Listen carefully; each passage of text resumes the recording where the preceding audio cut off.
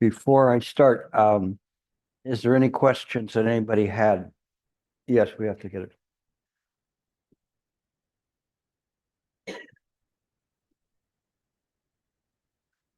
Thank you, Master. I have a question. Before we go further, I understand from just now that we're talking about apparent realities. My understanding is part of the absolute reality, and I hear that you say that we can't say that apparent reality is not real. It is. So my question is, I had people who kind of introduced to me this idea that since this rebirth and all these things are actually apparent, so we can, he actually used the word is 𝐴𝐴, is emptiness. So we can actually do whatever we want, because at the end of it is actually we are just part of the absolute truth, and we are not the one suffering. It's just that, you know, you can do whatever. And he's a Buddhist actually. And the idea that whatever that we do is going to be, is just part of this absolute truth. And then it's just like we are part of this continuous stream. And since other people are not practicing, we don't have to work so hard. Well, why are you part of this? And why do you have to work so hard while the rest are still enjoying themselves? That sort of, yeah. What do you think? I was actually very ignorant, and I kind of believed this emptiness thing, and I was like, oh, okay, so this is just that. So I had a part of me to actually kind of believe that okay, we are part of one stream of consciousness. This is foolishness. To think about it in this way is something that it goes against the real deep, profound Buddha Dharma. We talk about the extinguishment of existence and non-existence. Very interesting. At the higher level, it neither exists nor it doesn't exist, because everything is mind. But to say that one can do whatever they want because everything is empty, you know, they can tell that to the judge when they rob a bank and they find out that there's laws here. So it doesn't really work that way. And they'll say, well, next lifetime, I will be born free. But maybe not. The thing is that we don't see home like this. Is the idea of emptiness is not the emptiness of an empty cup. Emptiness is the opposite of that, which is that everything is created by the mind, therefore everything is mind, and it's empty in that way because it's all inclusive, not all exclusive. It's inclusive. We see it this way, but the mind sees the idea of appearances belonging to mind because they're created by mind. But those things that are created are impermanent. Therefore, they are empty of any outside value or existence, because they belong to mind. So it's not in the way that he's looking at it. He's looking at it from the idea that if there's nothing there, nothing matters. This is just all the life stream in this way. But that falls into nihilism. Nihilism is when nothing matters. So you can do whatever you want to do. But I've seen this before. There used to be some master in Taiwan that used to teach that and say, well, to you, you need to practice. To me, I don't have to practice. I can do whatever I want because everything's empty, but to you, it still matters.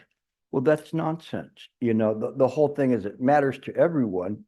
The thing that matters is and this is an important part, is that when we look at this world, we see that there's things that aren't satisfactory here. There's still pain, there's still suffering. And when we see this world, we understand that if I go I go to her and say, if you are awakened, you will not be reborn again into this world unless you choose to be reborn into the world and in accordance with your vow, but you'll be able to do good. You'll be able to practice to awaken what we call the four great vows. I vow to deliver innumerable sentient beings. And so when we put others before ourselves, that's the initial generation of the vows of a bodhisattva. So when we look at it, we say there's work here to do. We're not necessarily just trying to escape here, but we want to change the world, to create a Pure Land here, so that people can practice, not necessarily in the Pure Land practice, just simply practicing to escape this world. Even if we escape the world and we go to the Pure Land's still within samsara. Everything is in this way, but the idea is that in the heart, we have an interest in saving others. So it's not just simply that we do anything for just ourselves, or it doesn't matter. It does matter. In the Abhidharma, which is part of the Theravada canon, it talks about the word karuna. And the word karuna means the one who has interest in the suffering of others. That sounds like Guanjin Pusa. So even in the Theravada, there's an interest in the suffering of others and interest in delivering sentient beings. So when we look at that, then we see this is the way we do things. We have an interest. So when we practice, we don't practice for ourselves. I'm going to become enlightened, or I'm going to see the Buddha. When I see the Buddha, I'm going to high five the Buddha. Hey, bud, how you doing? It isn't in that way. It is that when we make great progress in our practice, it's because we put aside our own interest and we have an interest in others. And this is what's very important, because it is this interest that is the great compassion. The great compassion is caring for others. And so we understand in this way.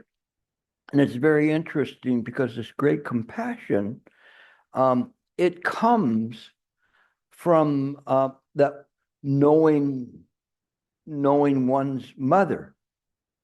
And it is very interesting. There's a monk, some of you may know him, 𝐵𝑢𝑑𝑑𝑐𝑡 𝐹𝑒𝑒𝑐𝑡. And 𝐵𝑢𝑑𝑑𝑐𝑡 is always asking people, who is your mother? Who is your mother?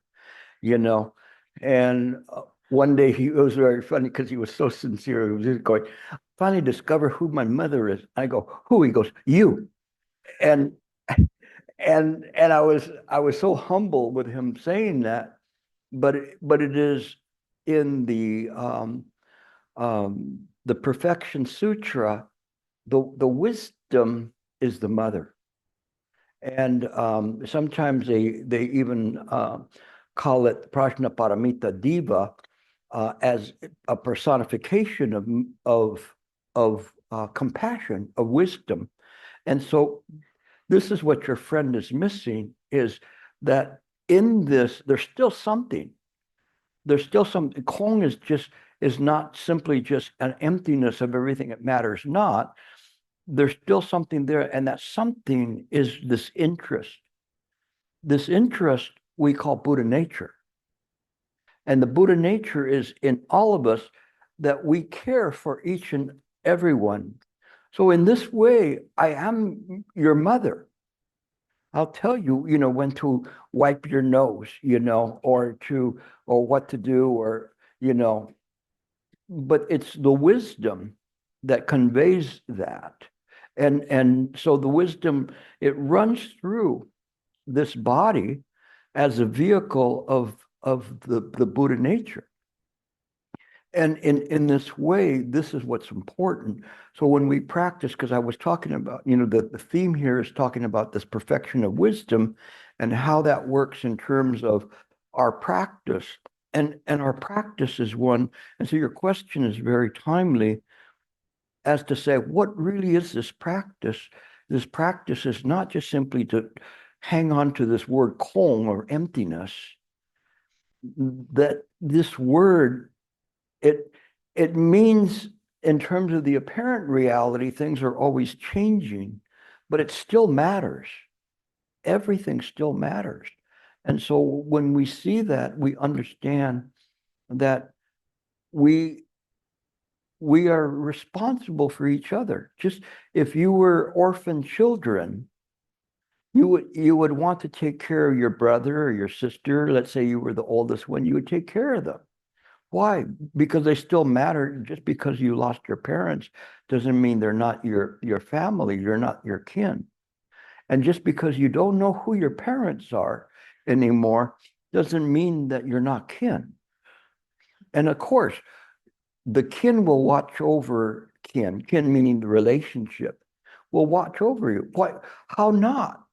Why would I come here if everything is just empty? No, no, I don't get paid enough to come here just for myself. I'm not interested in payment. I'm interested in caring for others. And that's what's important. And again, I'm not even talking to you. I'm talking to the people that you will bring to the Dharma.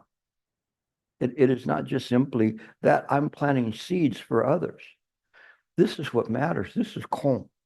This is the true purpose of our practice is in this way. We see things as empty from the idea, but we see that emptiness as a liberation, to liberate from being caught up in this world, not as a total escape and saying it matters not, or that it's just a stream and whatever.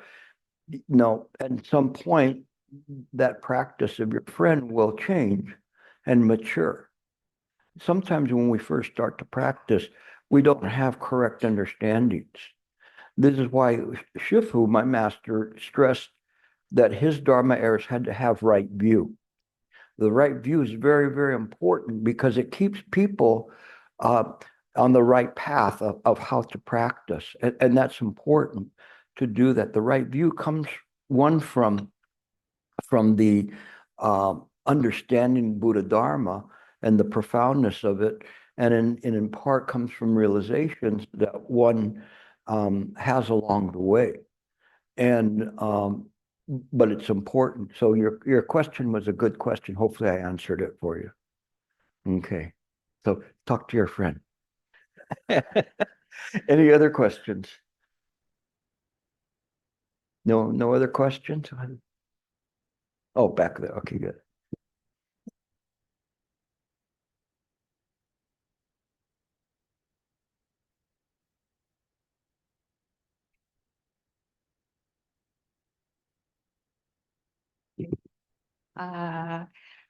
Good afternoon. My question is, I'm still not clear about this morning meditation on mind watching the mind, and has regard to the method that that I use. So does it mean that the method that I use has to come first, and then it will follow by towards the end, I should be able to see my mind watching the mind? Yeah, that is my question. Maybe I can draw a picture and that might help you. Okay. Thank you so much.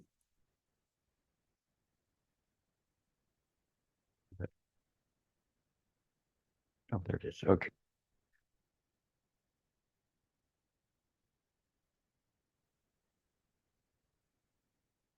As you see, this is like, let's say that you would see when you're meditating. Sorry, Master. Let me try to fix something. It didn't show up on the Oh, okay. screen there.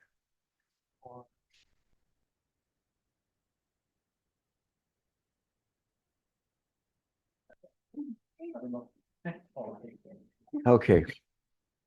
So let's say you're meditating and this would be what would be in front of you. All of this is all mind, okay? But this is just the periphery of mind. This is what I call center state in mind, where everything's happening, that what appears to be consciousness is that you're conscious of. So looking at this, you would see that you have the method that's here. So your mind is just looking at the method. So your method is what?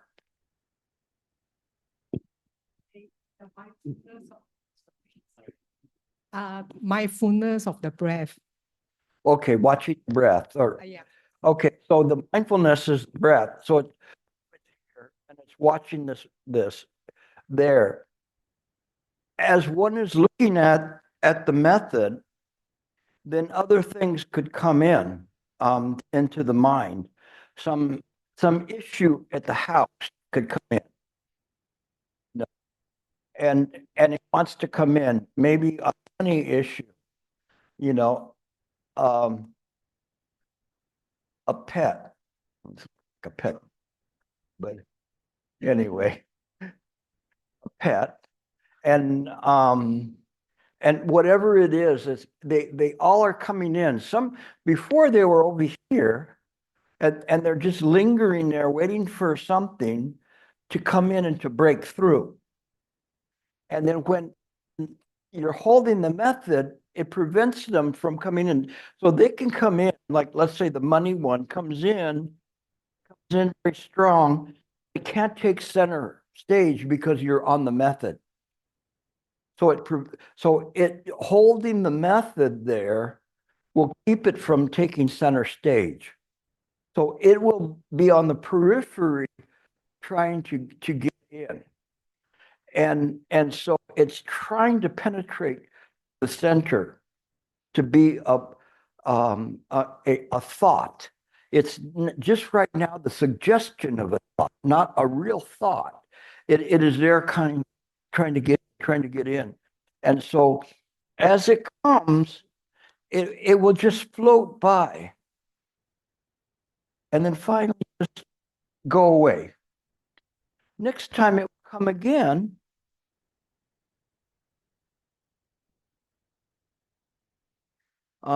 But it'll be smaller and it'll go very quickly. And the next time even smaller, and because you're not giving it any mind energy. If you give it mind energy, this money problem, then will take center stage. And now you're off your method. You're not watching the breath, you're watching your money go away. Okay. So then you have to remember, because your method is still here, because you've been practicing it, and it's going, oh no, I'm going to reclaim center stage. And so all of these things will be trying to push to get into the mind. They're trying to get into the center stage. So they come in, but then they go out, because your mind intention is on the method. You're using a very strong mind intention. You don't have to use like force. You don't subdue the mind by force. You subdue it with wisdom. So you just stay with the method. Staying with the method, you understand that this will let the mind take a rest. So the more that you do this, because it doesn't take much effort to observe the breath. I mean, think about this. You're observing the breath. You're already breathing, so you don't have to go think. Breathe. Breathe. Now I'm really messed up because I have to think about breathing, and if I don't breathe, I die. No, that's why the Buddha used this method, because how hard is it? It is just watching the breath go in and out. Just right here. Just tiny observation, tiny amount of energy, let's say, to watch the breath, the energy meter is down here. If you want to watch the problem of money, it's much higher. It uses much more energy, because you're so stressed about the money. Oh, what am I going to do with the money, And if it's a relationship, whatever relationship it is, I mean, it could be like off the charts. So it's using a lot of energy. So the Buddha used the method that's so light that there's hardly anything to it. Just to observe the breath. You have to be very subtle to observe the breath. And how did he say he used it? It's so easy. He just said, I am observing a long breath. I'm observing a short breath. That's it. That's the method. It's so easy. No, it's as easy as breathing, right? So it takes very little energy. So what that does is that observing the breath, and because you're observing it time and time and time again, then you become very good at it, and you just observe the breath. So you're resting, and little by little, the energy, the mental energy is down here. It doesn't take much to do it, but the frequency of it will ensure that it's going to stay right there in the thing. If you have, let's say, the family relation, and a very intense one, then that will have a family. It will create very big, strong energy that wants to break through and attack this because it has a lot of energy to it. And then all of a sudden, it's there in the center stage. And it's just because you let it come in. But if you see it coming, no matter how strong it is, if you observe it and stay with the method, by the time it gets to here, it's smaller and smaller and smaller, and then it just passes by. It's kind of like those comets that almost hit the earth, but they don't quite get there, and they just go by. They don't hit. So this is how the mind would be perceiving things coming in, just like clouds, so many of them coming in but going away. They don't affect it at all, because the mind knows it's mind that's appearing. So it neutralizes this power that they have. So this power is no longer there, because, and we'll get to something that all can understand from Theravadins to Mahayana. When you get to, what is the highest jhana? Anybody Theravadin here?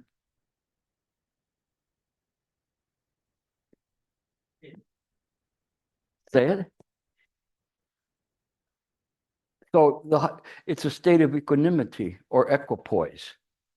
So in the state of equanimity or equipoise, that means that even these here, they have the same value, the method. So they're very much down here. Everything is equal. So this is no longer has any effect. It's been neutralized because it's understood to be mind itself. Once it's understood to be mind, it has no habitual tendency anymore. It's a state where everything has the same value. Why? Because it's mind. Okay. So for Theravadins, you should understand this, that it's just the mind resting. Thing is Mahayana. It's just resting. The mind is resting in a state of equipoise or state of equanimity. And so all of these things, they just go by. It doesn't matter how many of them, they just float by. Little by little, they start to dissipate. They start to break up. and the mind is just completely rested in the present moment.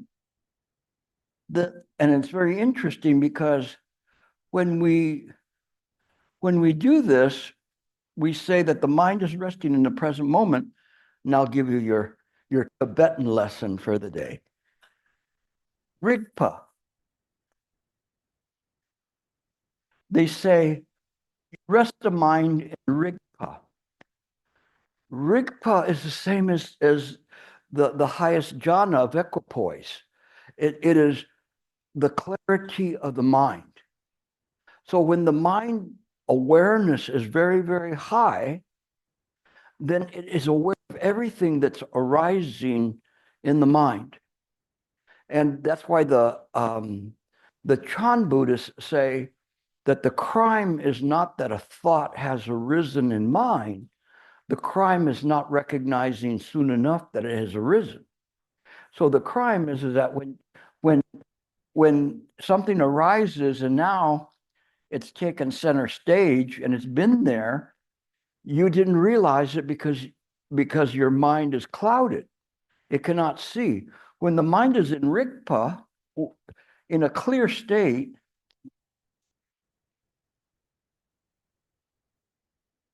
I love this because I look at my hands and I don't have.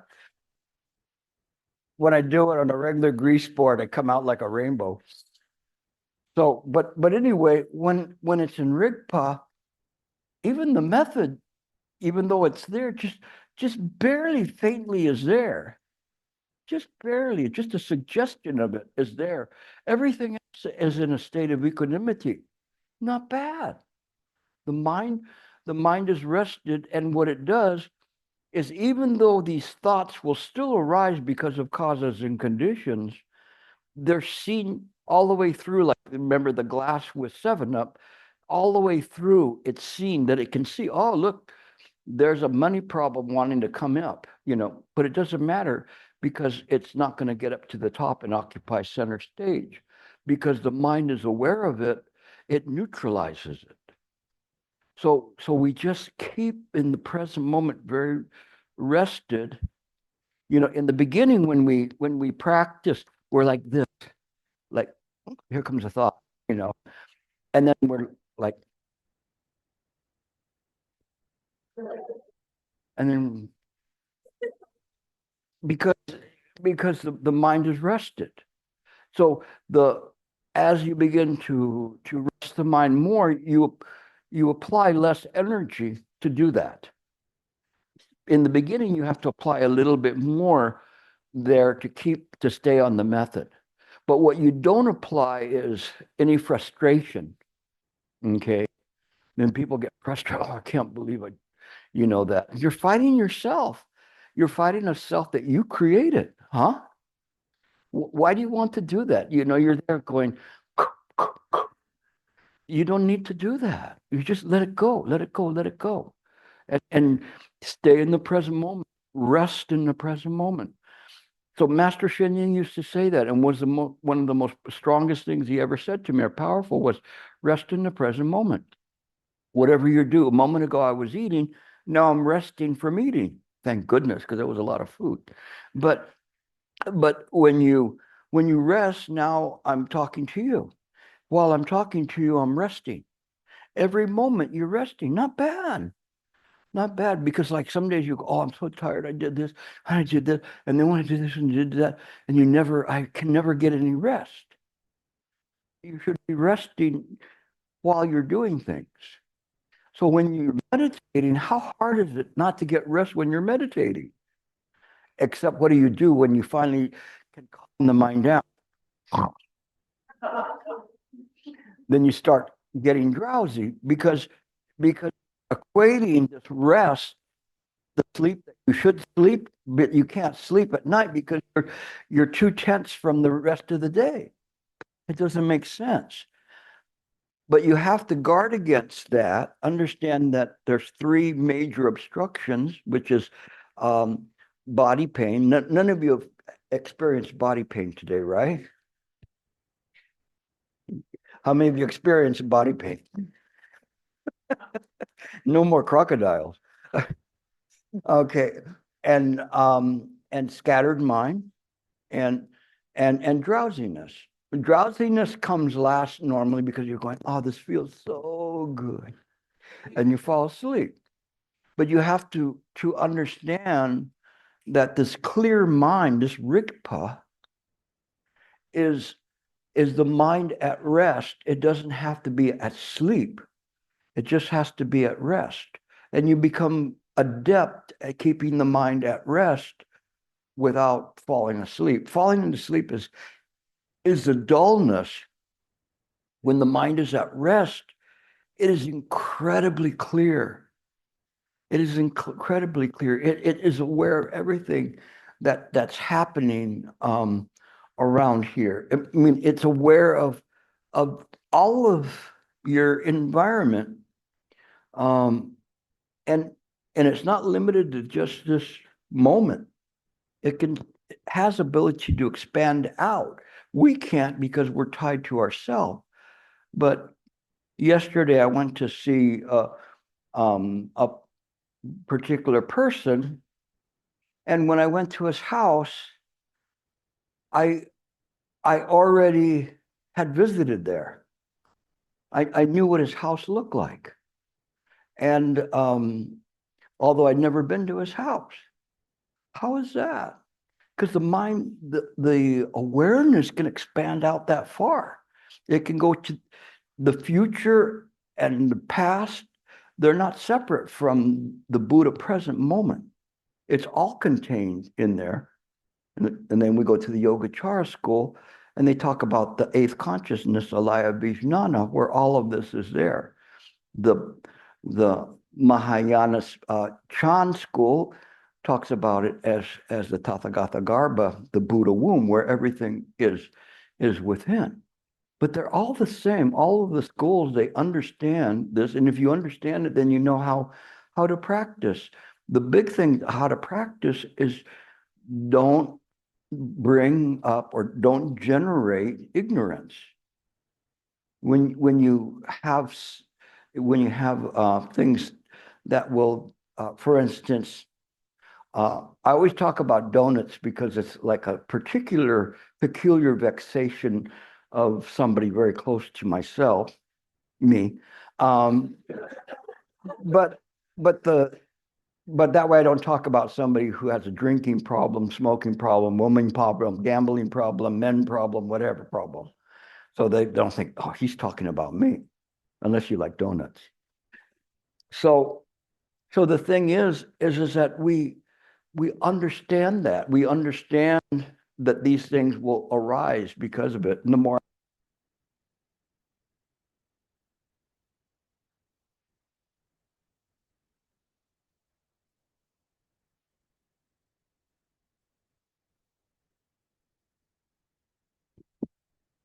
I think the mic died. I thought so, okay. Oh, on actually. You know, it might have been unplugged or something. No? Back, I think. Hello? Hello? Uh, All right. When one technician can't do it, two can do it. Too much of a problem. So anyway, we see things as they are and clear. And that's what's important, that we see through these things. And that's for us to understand that. And Shifu used to say, to know self is to get rid of self. But we first have to know self. And if we know self, then we know other people's selves is the same way, because we see their self in our self, right? Because you understand, you feel that, and little by little you make a connection with people. Their mind is not separate from our mind. And so we can understand these things better. We can understand why they act the way they do. And so this is awareness, this is wisdom. And the wisdom then projects the compassion. Okay, any other questions? Somebody had one over here. Well, she has it written down, so it's going to be a long one. It's okay. Good afternoon. Actually, my question is just to clarify the Chinese word, the 如知 and the 如境. So 如知, does it mean knowing as such? And 如境, does it mean seeing the phenomena as the phenomena? It is the mind ground itself. It's the Dharmakaya. So the Ruqing is the mind. The Ru is it's not separate from the Dharmakaya. It's just the knowing part of mind. So because this is very important in terms of it, so that you understand. Again, this is all how mind works. So when you know how mind works,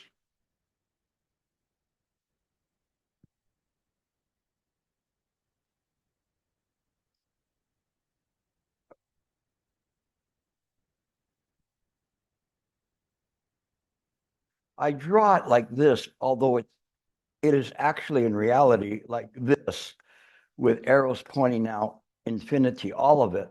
But I separate it out so that you can see that there is a knowing aspect.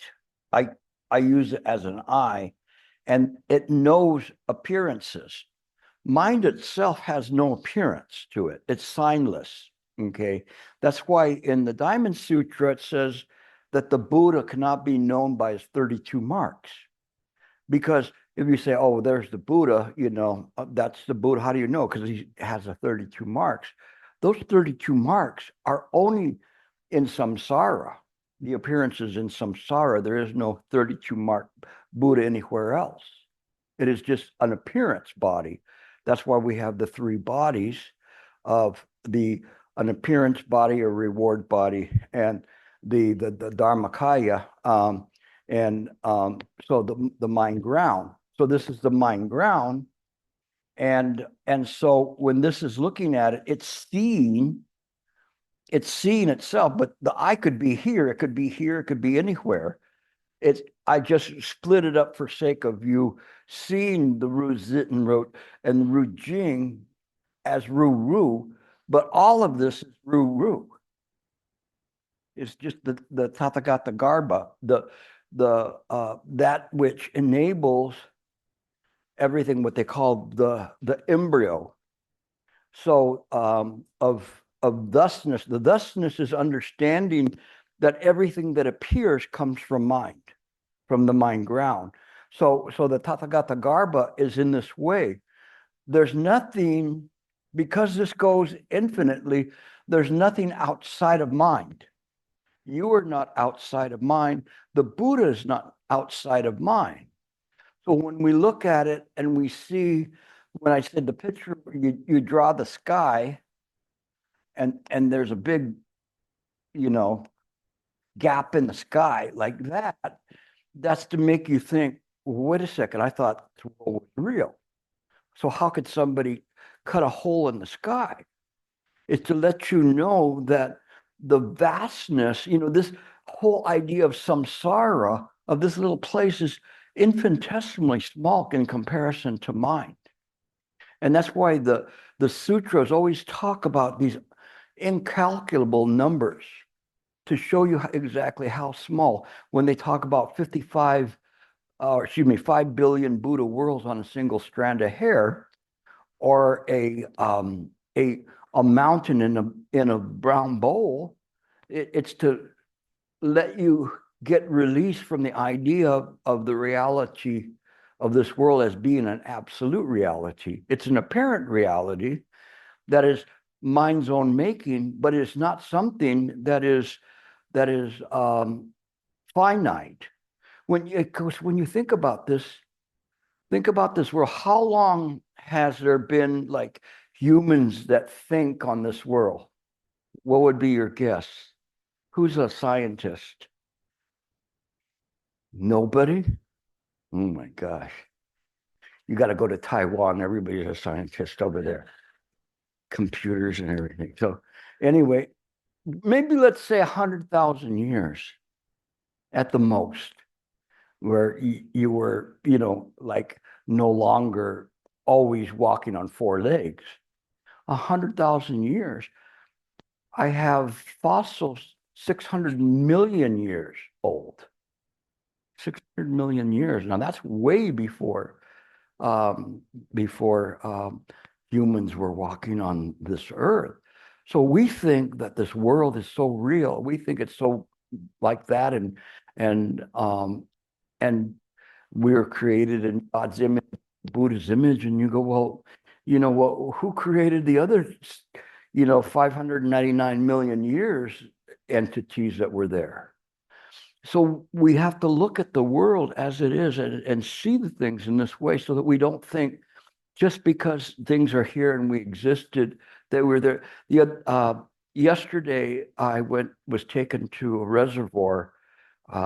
That there's like a lower reservoir and an upper reservoir, and looking at the jungle there, and then realizing probably maybe 60 years ago, most of Singapore was like that jungle.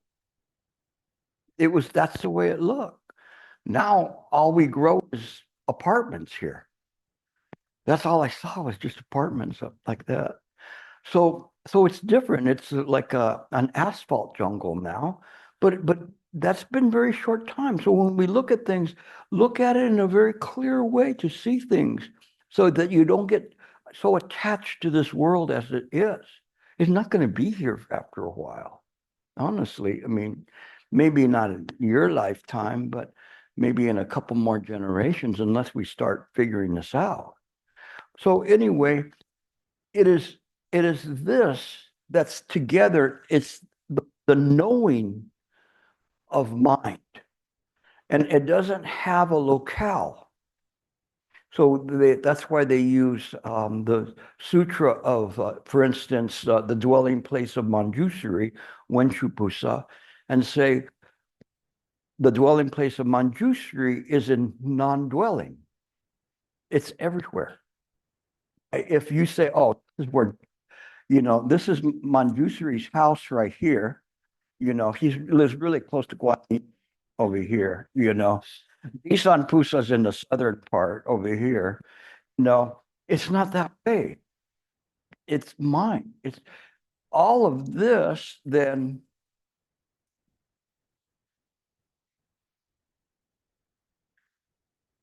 is the purity of mind, compassion of mind, the interest in wanting to remove the world is different. So, but that is our essence, the Buddha nature. It's different than the 𝐿𝑖𝑏𝑒 where there's nothing there. Okay. Any other questions? You guys obviously don't want to meditate. It's all right. My question is very fundamental. All of us have Buddha nature. And how about the flower and this human-made things? Does it also has Buddha nature? Does what have Buddha nature? Does this thing has Buddha nature? The heart? Not the heart.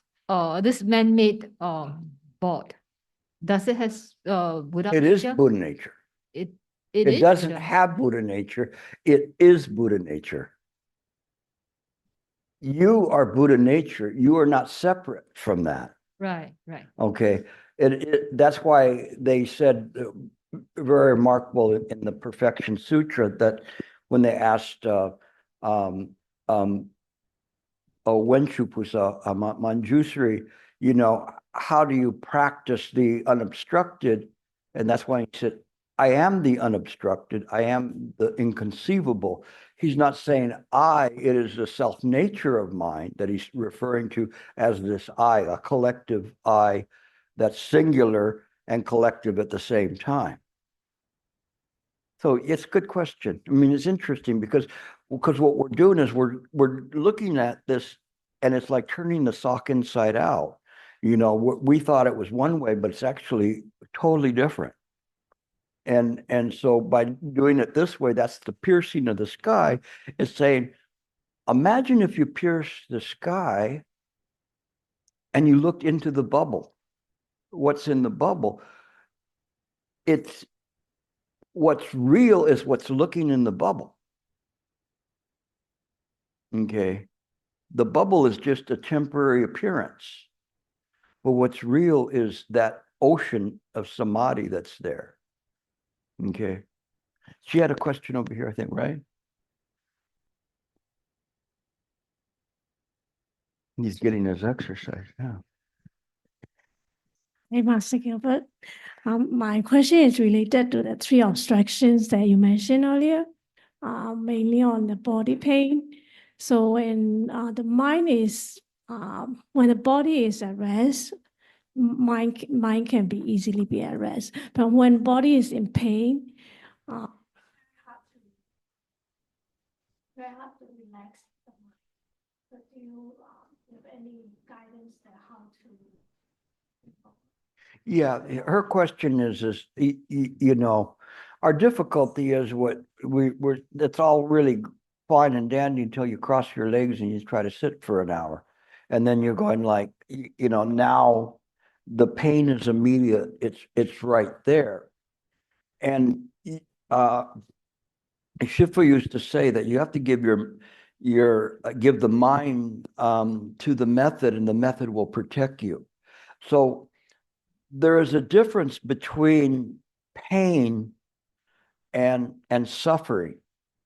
And when we understand that pain is like, let's say you cross your legs and you're on a hard floor, and your body is setting off the alarm, going, danger, danger, you know, you know, you never do this. Why are you doing this now? This could cause you. So it's sending a pain signal there. And then if you don't pay attention to it, it makes it higher. He obviously is not paying attention. Let's turn up the volume, you know, danger, danger, pain, pain, pain. He's still not uncrossing his legs. You're gonna die, you know. I haven't had anybody die by crossing their legs yet. So almost die and almost kill me. I almost killed Shifu the first time I sat in a meditation. But it's an amplification of the pain. The pain is just a body censored like a fire alarm, but then it gets louder and louder and louder in terms of that. But if we disconnect the alarm, you will still feel the pain. You're not going to get out of feeling the pain right away, at least, but it will not be amplified. So it's not going to be like, what part of pain don't you understand, Gilbert? You know, you're going to kill yourself, and it's that big. So when it's down saying, there's pain, there's pain. All right, there's pain, but it's manageable. And then eventually it just goes away. When it goes away, then that's your first step to go like, how did the pain go away? You know, if my legs were hurting me, how did it go away? And so then you begin to have faith in the method that it will work. But the whole thing is understanding how mind works. So you understand that the alarm is going off, and because you're not paying attention to it, your ego keeps amping it up and amping it up and amping it up. It is the ego that causes the problem. But if you don't give any attention to the ego, then the mind will be fine. It will be able to break through that. Okay, so you have to have faith in that, and it will work in it.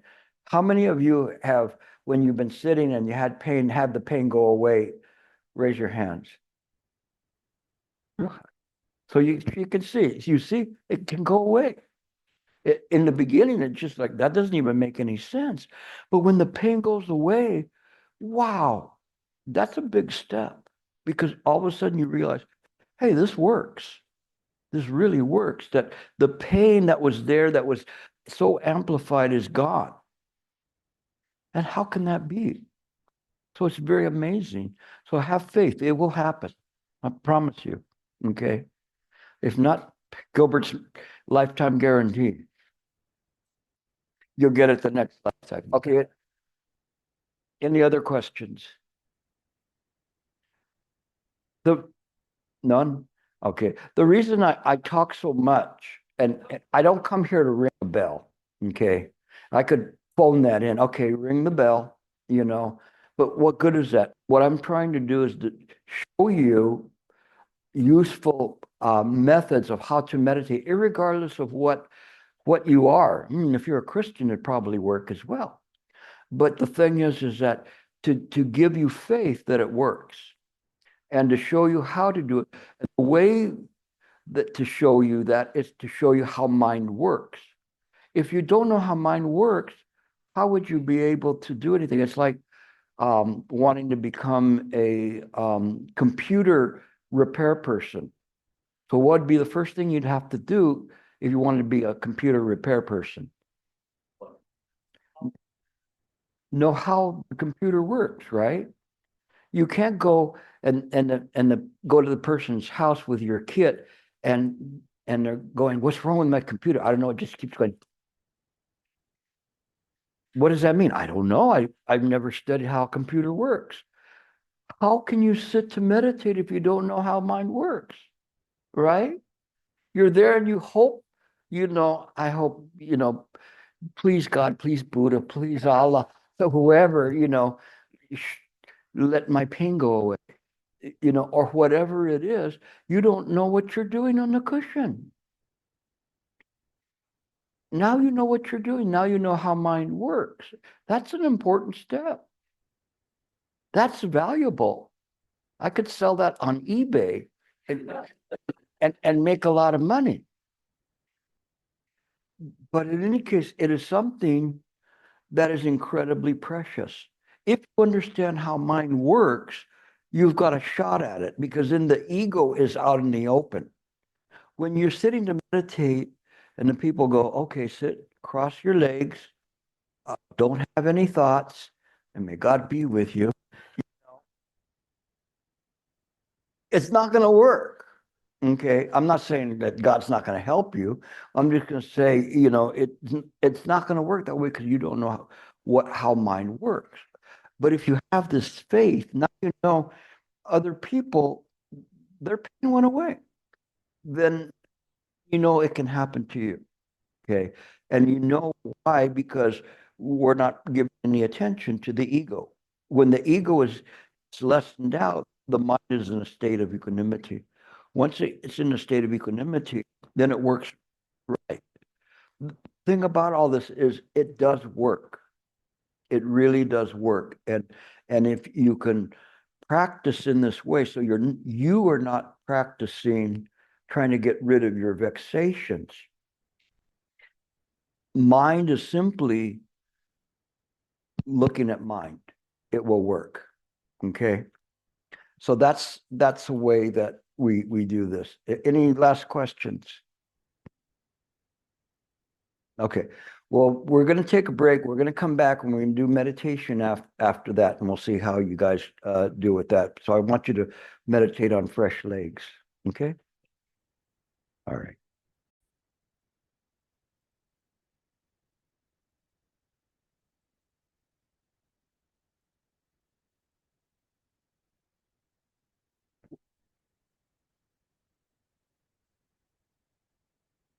We can cut the lights.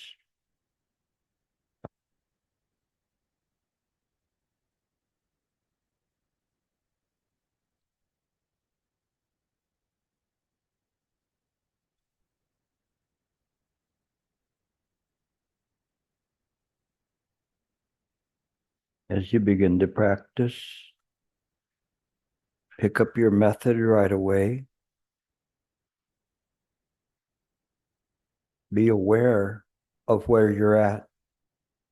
So if your mind strays, you can compare where you're at to any appearances in mind and know that they're imaginings. If your mind strays out of the room, for sure, you are off your method. Maintain a memory that you're practicing. If you're out of the room, gently come back to the present moment. Pick up your method. Do not get frustrated. Naturally, thoughts will arise in your mind. You don't have to prevent them from arising.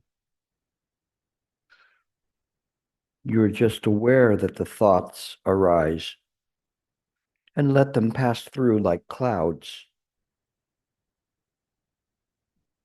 Only the method remains.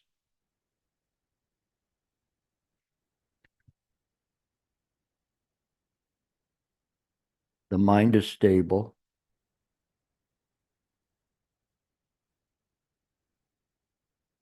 Mind looking at mind.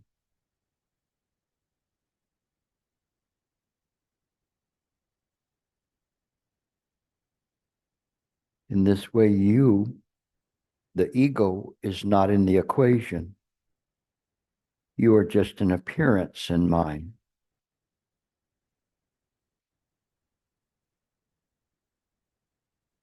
Mind aware of mind.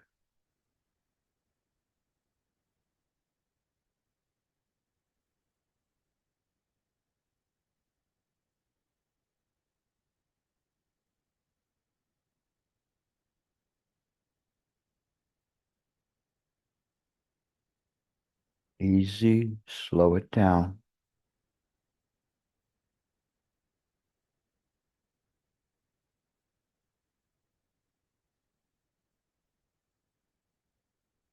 Just mind.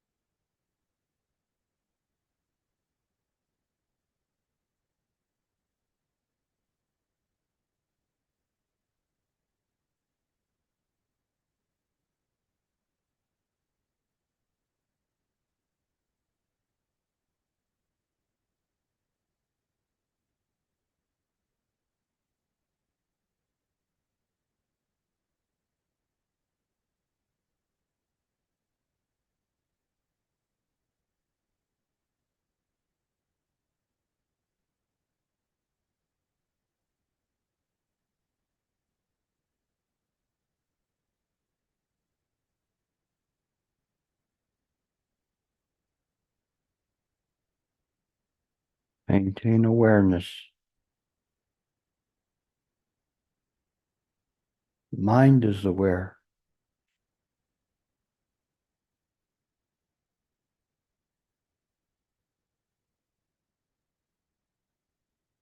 Body is relaxed and supple. The tongue lightly touching the roof of your mouth in the front, just behind the teeth. Your neck is relaxed. Your shoulders are relaxed. Your breath is easy.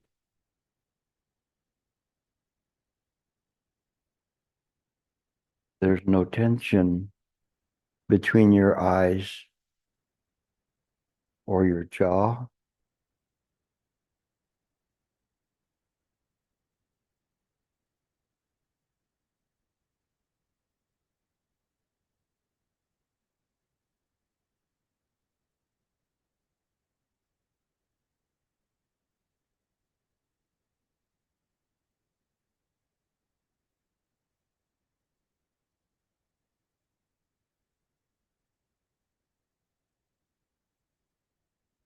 Be aware of arising thoughts. Let them pass through. Do not cling to them.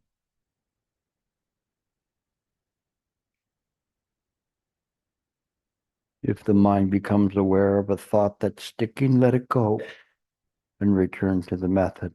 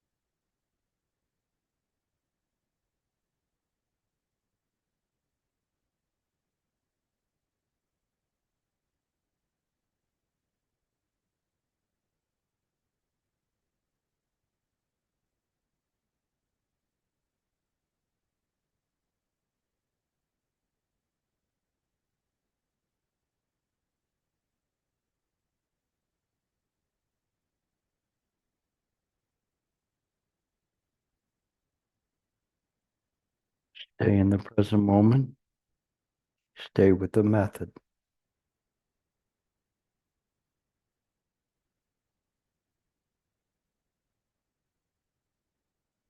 Rest the mind.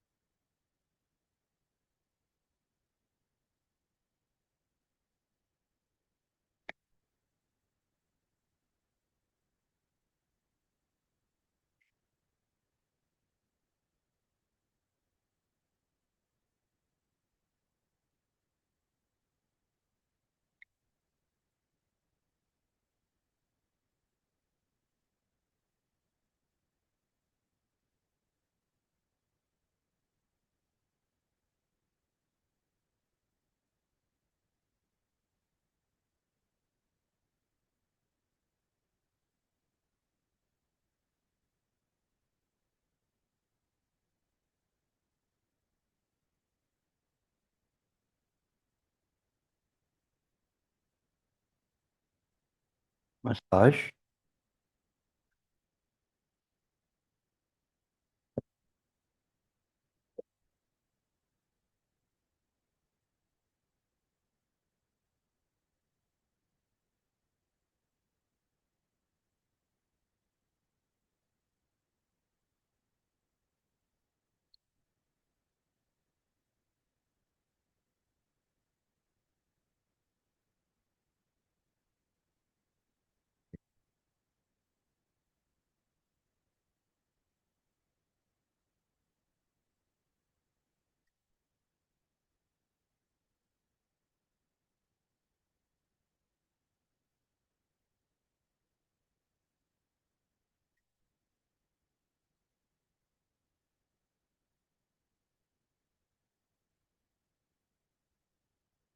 There any questions about your meditation or comments?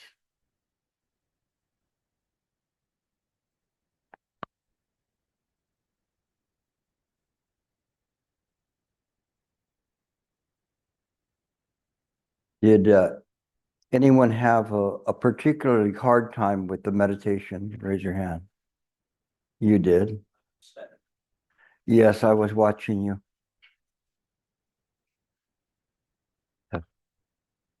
Anybody else?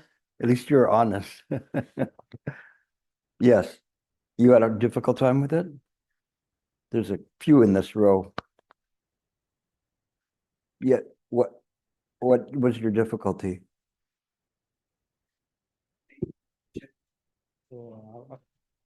So it's maybe I'm used to sitting a bit higher, but I just gave it a bit of a change today on sitting flat on the ground. Yes. And then because it's a bit uncomfortable, so there's a lot of thinking going on. Yeah, next time when I come here, if I'm invited, we'll see. I didn't know that when I looked at it, I went, uh-oh, you guys have this little tiny cushion to meditate on. But next time I will, if they don't have cushions by then, I will recommend that people bring their own cushions and it will make a lot easier. So I apologize that you don't have the best apparatus to sit on. I'm very surprised that you sat as long as you did, and that's why I haven't really been pushing. Okay, let's sit to meditate because it is a little bit uncomfortable. But you nevertheless, people were sitting very well. I'm very surprised. And then the lady over there, two from you, you had a problem too, the same kind? No, go ahead. Hand her the pain. Yeah. It's like going to the army, you have major pain.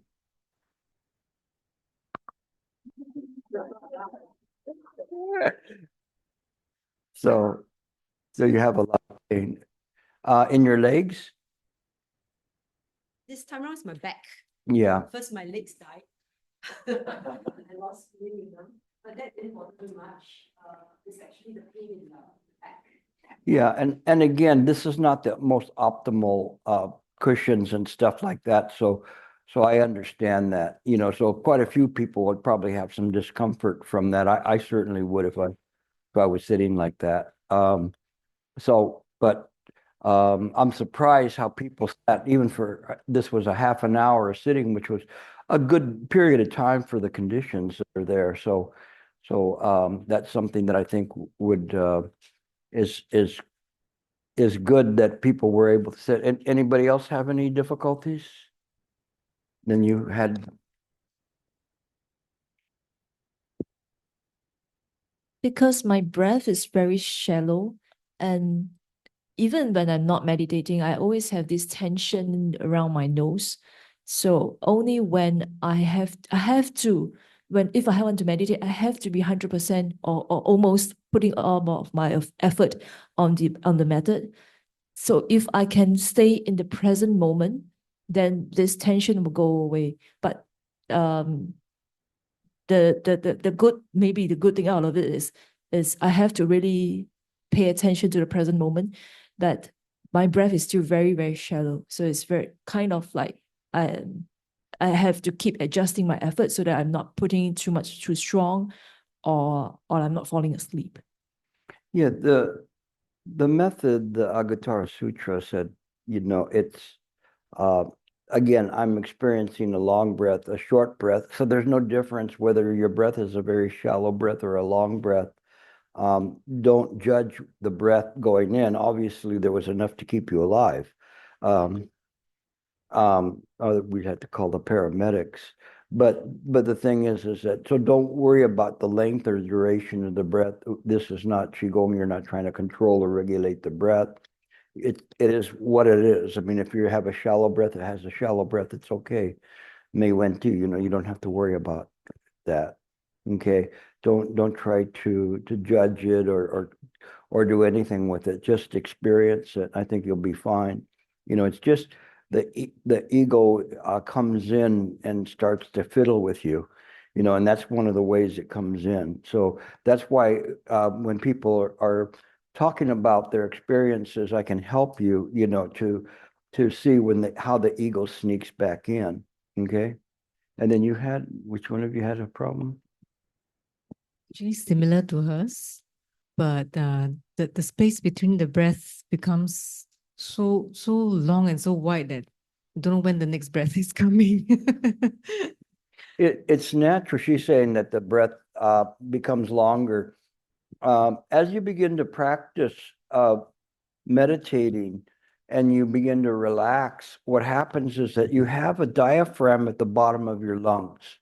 And as you begin to relax, that diaphragm becomes much more subtle, and it enables the lungs to elongate, to get longer, because you're not like, the little kids who go, and then this happened, and this happened, and it's because their lungs are so excited, they're pressing against this diaphragm of the lungs. But as you begin to sit to meditate, it relaxes. So your breath will naturally elongate. To you, it seems like very strange, but it's okay. It's natural. Okay. So don't pay any attention to it. Again, as long as you're breathing, and it comes back, if it keeps, all right, I'm not breathing any longer, then that presents a problem, but it's okay. Don't measure at all the length of the breath. Okay. Because it will just naturally be wherever as the mind is calming down, it requires less and less oxygen. And so it relaxes, so your breath is going to be longer. So it'll seem this is kind of weird, but it's okay. Don't pay attention to the ego that's trying to judge your breath, like, where did that come from? No, you never had somebody going, this looks like it's pretty long breath now. No, you just let it go. That's the ego just coming back up. So it's okay. But that's natural. Okay, it's natural that will happen. So it's good. Anybody else have any? There's one here. Another complainer. I think for myself, because I just returned from intense meditation retreat. So when I was sitting, it's actually my first time meditating in this space. So I knew that my physical body is actually tired. So now I have like a backache kind of thing. But what's happening now for me is that I know that my physical body is tired, but everything is very, very bright. I think it's like energetically it's uplifted a lot for me. Yeah, so that's my comments for my sitting. Okay. Anybody else? Right next to you. When I'm sitting. Hold on. Sorry. Oh, sorry. Yeah, sorry. When I'm sitting, whether here or at home, I find that, the upper body tends to just go backwards. When it goes backwards, then I feel ache at the back here. And because of I know that I'm leaning backward, so I have to lean forward again to straighten myself in order to get rid of the pain. So if this goes on, that means I can't really sit still, to to focus more on my breath. So I just wonder whether there's a way to fix it. Yeah, let me go to the board again. You could find the right spot to when you're meditating. When you meditate, you want to have a cushion kind of like this. Let me move it down so I can draw the rest.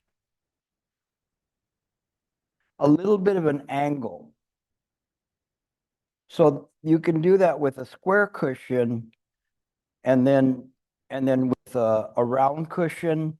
Sometimes you can put a towel underneath so it's a little bit at an angle so that this comes down a little bit. So that when you sit on it, then your bottom is a little higher than your legs. Okay. So you want to have this so that creates a little bit of a roundness in the back. Okay, so this is your legs here. And so and then your body goes up, but you have a little bit of a roundness. Obviously, this one isn't Singapore, it's more American. Okay, I got to be careful how I'm drawing. Okay, and then your shoulders are relaxed, but there should be, like, this is where your spine is at, and all the way through to the head, it should be straight. Okay, so as you're sitting, your body is as if you had a like a string all the way through that pulls you up. So your body is in straight all the way. Okay, this is where you want to be. This point here is like a tipping point, you know. So if you're moving too much forward, that's not right. You have to find that spot. You can just kind of go back and forth, and you will find the spot that's just right, and then keep that. Okay, lock that in so you're not going back and forth. If you move too much forward, then you're going to put let's see here, a lot of pain in this area because you're trying to pull your back there. So if you're like that, you're going to put a lot of pain there. If you move back, then you're going to strain your abdominal muscles by trying to hold yourself in this position here and here. So you want to find the spot that is just a perfect balance point, and you find it, and you kind of elevate the body, and as you elevate the body and you find that spot where everything is in place, and so your buttocks should not be there has to be a curve here. It can't go straight up like that. It won't work as well. There has to be a little bit of a curve here, a natural curve in the body, okay, in order to do that. But this line should be there. And so every time when you sit to meditate, you find that spot. You try to feel the balance point. It's just a tiny little slight adjustment this way or that way. And then you do everything here. These shoulders should be down. And there's, like, looking from the top, if this is the back part and these are the shoulders, as you're meditating, there should be like a slight curve in. If you're looking from the top down, and then here's where your feet are at. But there's this slight curve this way, you're down. So you shouldn't be up like this. Everything should be just a little bit forward, not much, just a suggestion of that. The neck, again, is straight, and you have to find the spot where it's at. If you move too much forward, then it'll hurt your neck. If you move too much back, it won't work. Because what you want to do is have this when you're meditating, as if you have, remember when you're a little kid and you have a broom and you're holding it and balancing it with your finger, it's just a perfect point that's there that doesn't require effort. But if you try to hold a broom like this, it requires a lot of effort to hold it this way or this way because you're working against gravity. But what you want to do is have everything in terms of in gravity in this way. The trick, and unfortunately we don't have the right equipment, is to make sure that this part here, you know, like if this is level, that's not going to work. You see there's a little bit of an angle down, so that way that helps you have the small of the back in the right position.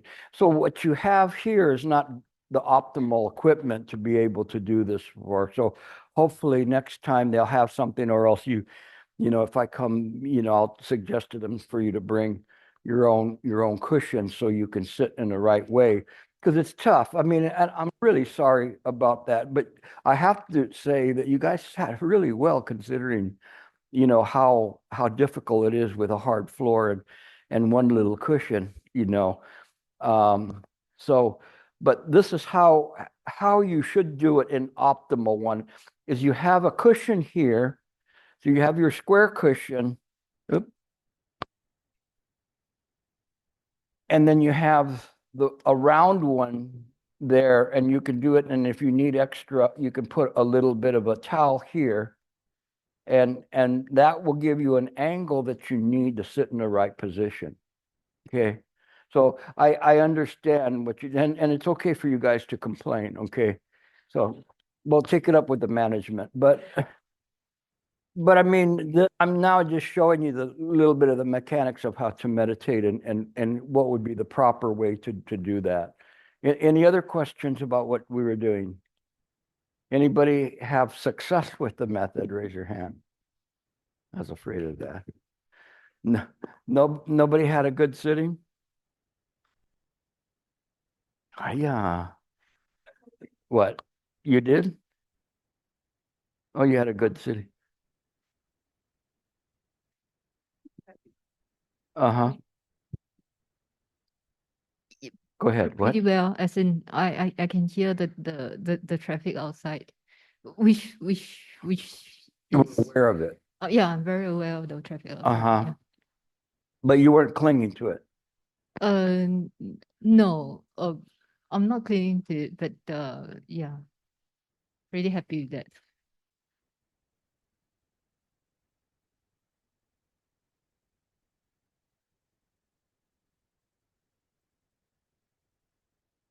Okay. Later, when you begin to practice on your own, it'll work. And all I want you to do is get used to the method. So what you have in any meditation that you use, the elements that need to be there in addition to your method is this awareness. The awareness has to be there. It doesn't judge anything. It is just aware. It's in the present moment.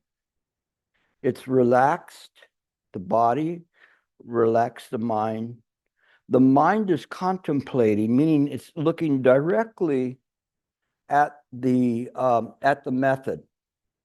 It doesn't judge the method.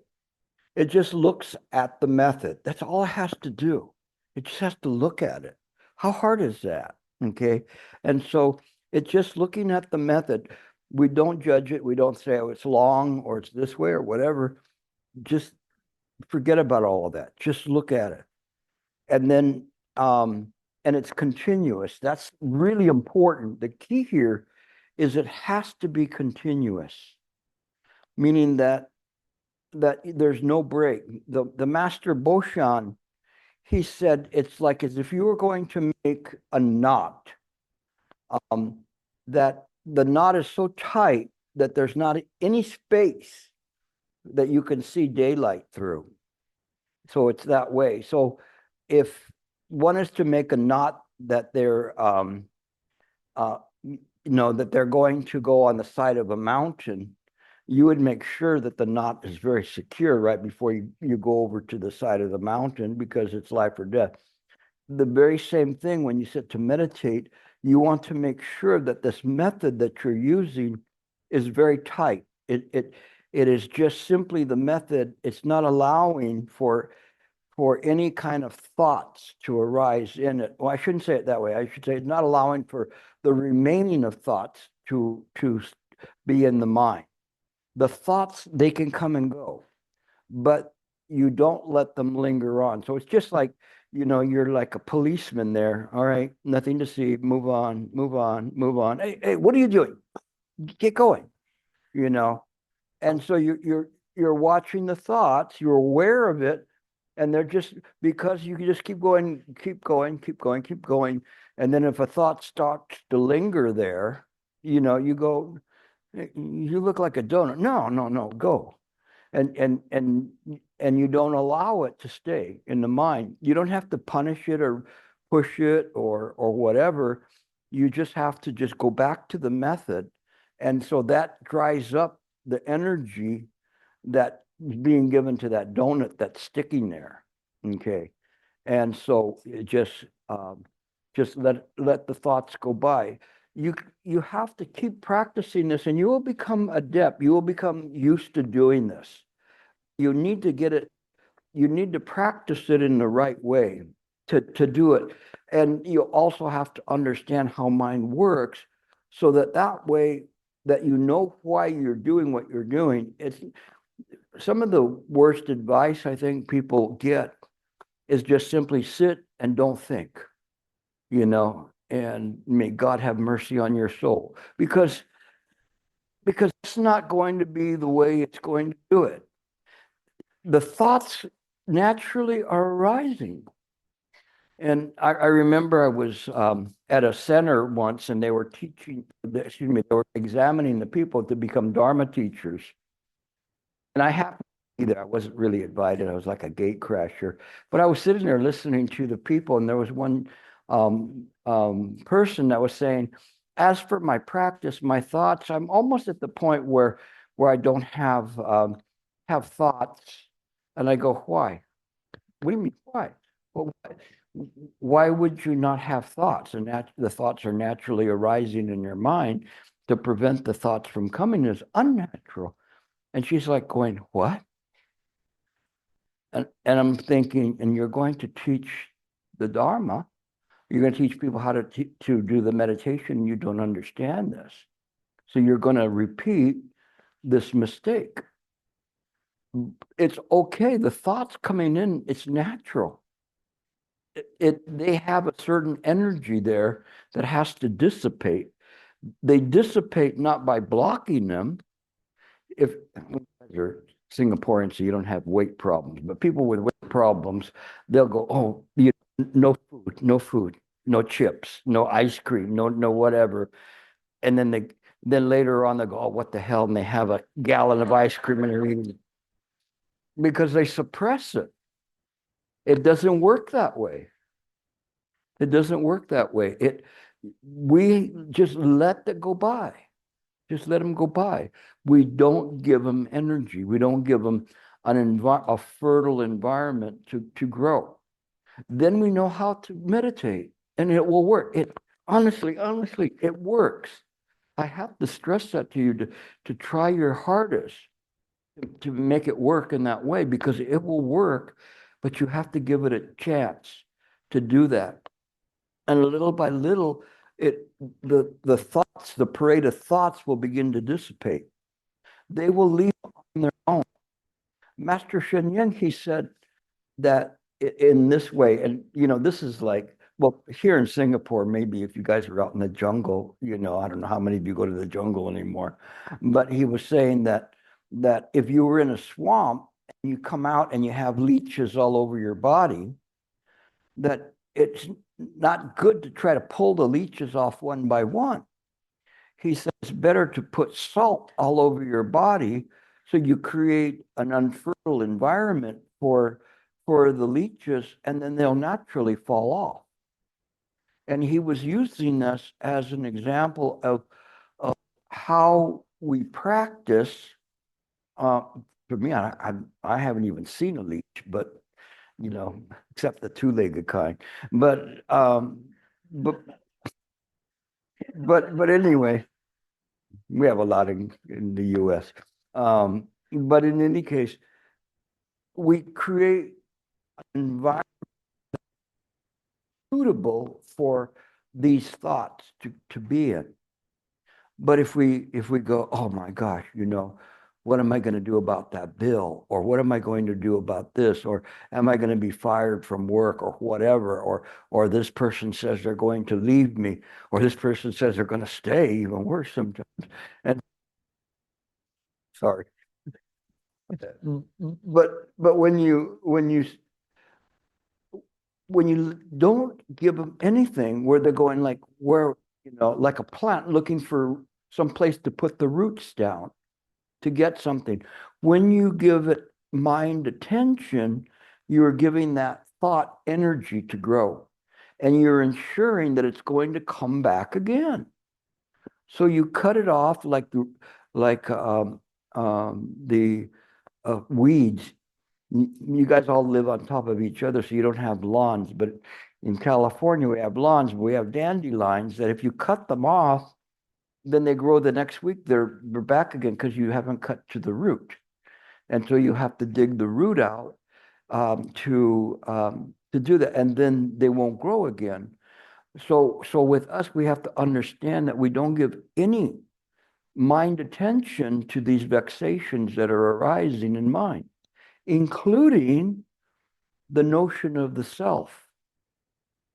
This is the most insidious one that we have. It is the fundamental ignorance is this notion of the self. So one of the Tathagata Garbha Sutras, which I'm sure you've all read, is Queen Srimala Devi's Lion's Roar Sutra. And it talks about what's called nescient entrenchment.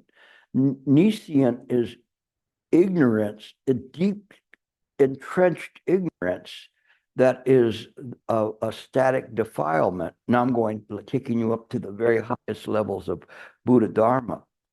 But what it means is that apart from everything else, all these other defilements, the donuts, let's say, and the money problems, desires, and whatever, those are what are called mobile defilements. They're arising and falling. But the static defilement, the most crucial one, is this fundamental ignorance, the one in which Shakyamuni Buddha was pointing as the first nidana, which is this ignorance that's deep-rooted. And it has the identity of a self. And that self is the deepest root that's there. If you don't cut that self, then it will regrow, and it will establish the mobile defilement in the mind, because you haven't really gotten to it. So you have to starve that one out, the ego. But your ego says, you need me, but you're the one that suggested I get together with, well, that wasn't me, that was you, It won't take responsibility for your mistakes, only your credits. But anyway, you have to eliminate that one. But it's difficult for us because we think that we think. And because we think that we exist as individual and separate apart from mind. But that's why they said the laws of dependent origination. So it doesn't matter whether you're Theravada or Mahayana, this holds true. All of these things are dependent, and the very first root cause of everything is the sense of ego, the sense that there is something there. doesn't mean that if you get rid of the ego, you disappear. It won't happen that way. Even though your ego says you need me, if not, then you're just going to be like a zombie walking around. You're a zombie now walking around, subject to your habit energy. And what do? You're craving donuts, whatever it is. And again, donuts can be anything that you crave or reverse to. But you have to see this. If you don't, then you're fighting a losing battle. If you try to create a stairway to heaven, Gilbert, I promise I will be good. I promise that I won't say any bad words. I won't eat meat. I will, say yes to everything, whatever it is. And you make all these promises, right? But you're still in samsara. It's a samsaric promise to be a good Boy Scout in samsara. So they go, how about, oh, he's so good. He's such a nice person. He helps old ladies cross the street. He puts bandages on dogs' paws. He's great. No, but it's still, he's in samsara. The difference is when one awakens, they awaken to the fact this world is a dream, including the ego. He perceived that all five skandha are empty. Form, sensation, perception, volition, and consciousness. And consciousness are all empty. Meaning what you believe to be you. There is a saying, this is a good one for you, and it says, sages return consciousness to mind. Sages return consciousness to mind. Fools turn mind into consciousness. Fools turn mind into consciousness. Write that down. Okay, so these are taking notes. So sages return consciousness to mind, meaning all of this we're aware of, okay, that is mind. Fools take all of that we're aware of and turn it into their ego. That's the problem.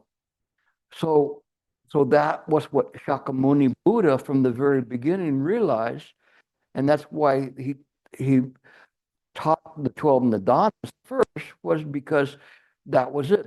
What was the fundamental root of Hetu was ignorance. Created everything. The ignorance that we are a separate life and being. We cannot be a separate life and being. That would mean mind. Or many, many, many minds.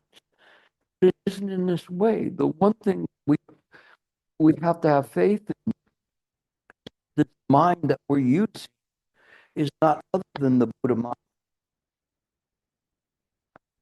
Apart from this mind, there's no other mind. Everything that I just said, repeated manyfold, all sutras. I'm not saying anything, making this up. I'm just repeating the things and telling you what really is there. So if you understand this, then you have a chance when you're sitting to meditate, because all you have to do is practice mind. Don't practice ego. And that's important. So when you practice in the right way, it will work. Then the consciousness will be returned to mind in its rightful place.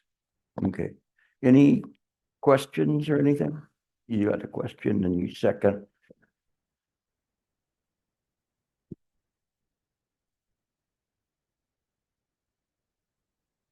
Hey, afternoon, Gilbert. Okay, my method I've been using for today and just now is just hearing. So just keep hearing whatever comes, don't judge, just let it come and go. Any thoughts comes, let it come and go. My body, in the earlier part, is a bit tired, so sometimes it tense a bit. Know it, just let it go. So it's just bare awareness, keeping it. The whole body can become very relaxed. And I'm quite aware of the surrounding, the ears, because just now I was quite tired, so I actually closed my eyes. The traffic comes and goes, I know. the body a bit tense, I know. Everything is very clear and the whole body is very relaxed. So can I just keep it that way? Just hear only. Don't judge anything. Just be aware of what's coming and what's going. Not in your way that you're saying it. In the way you're saying it, you say you know nothing. Just like calm. The hearing method is a very good method. It's actually the method of Guan Yin. You can find it in the Sutra of Complete Enlightenment. And the hearing method is very powerful. So this is good for you, okay? There's no I know anything, okay? The hearing, this is very important because a lot of people are attracted to the hearing method, but they are attracted for the wrong reason. The hearing method has nothing to do with sound. It has to do with awareness of the ability to receive sound, so that whether there is any sound to be heard or not heard, it's the same. Whether there's a sound, a crashing wave, and the quietness where there's no sound, the hearing is still there. What is it hearing? It's hearing no sound. See the difference? One is looking for the sound to hear, and the other one is just the mind that's there. In the Theravadan school, they talk about this as a Bhavanga consciousness. I don't know if you've ever heard that. You can look it up, Bhavanga consciousness. I'll spell it for you guys, for you scholars here.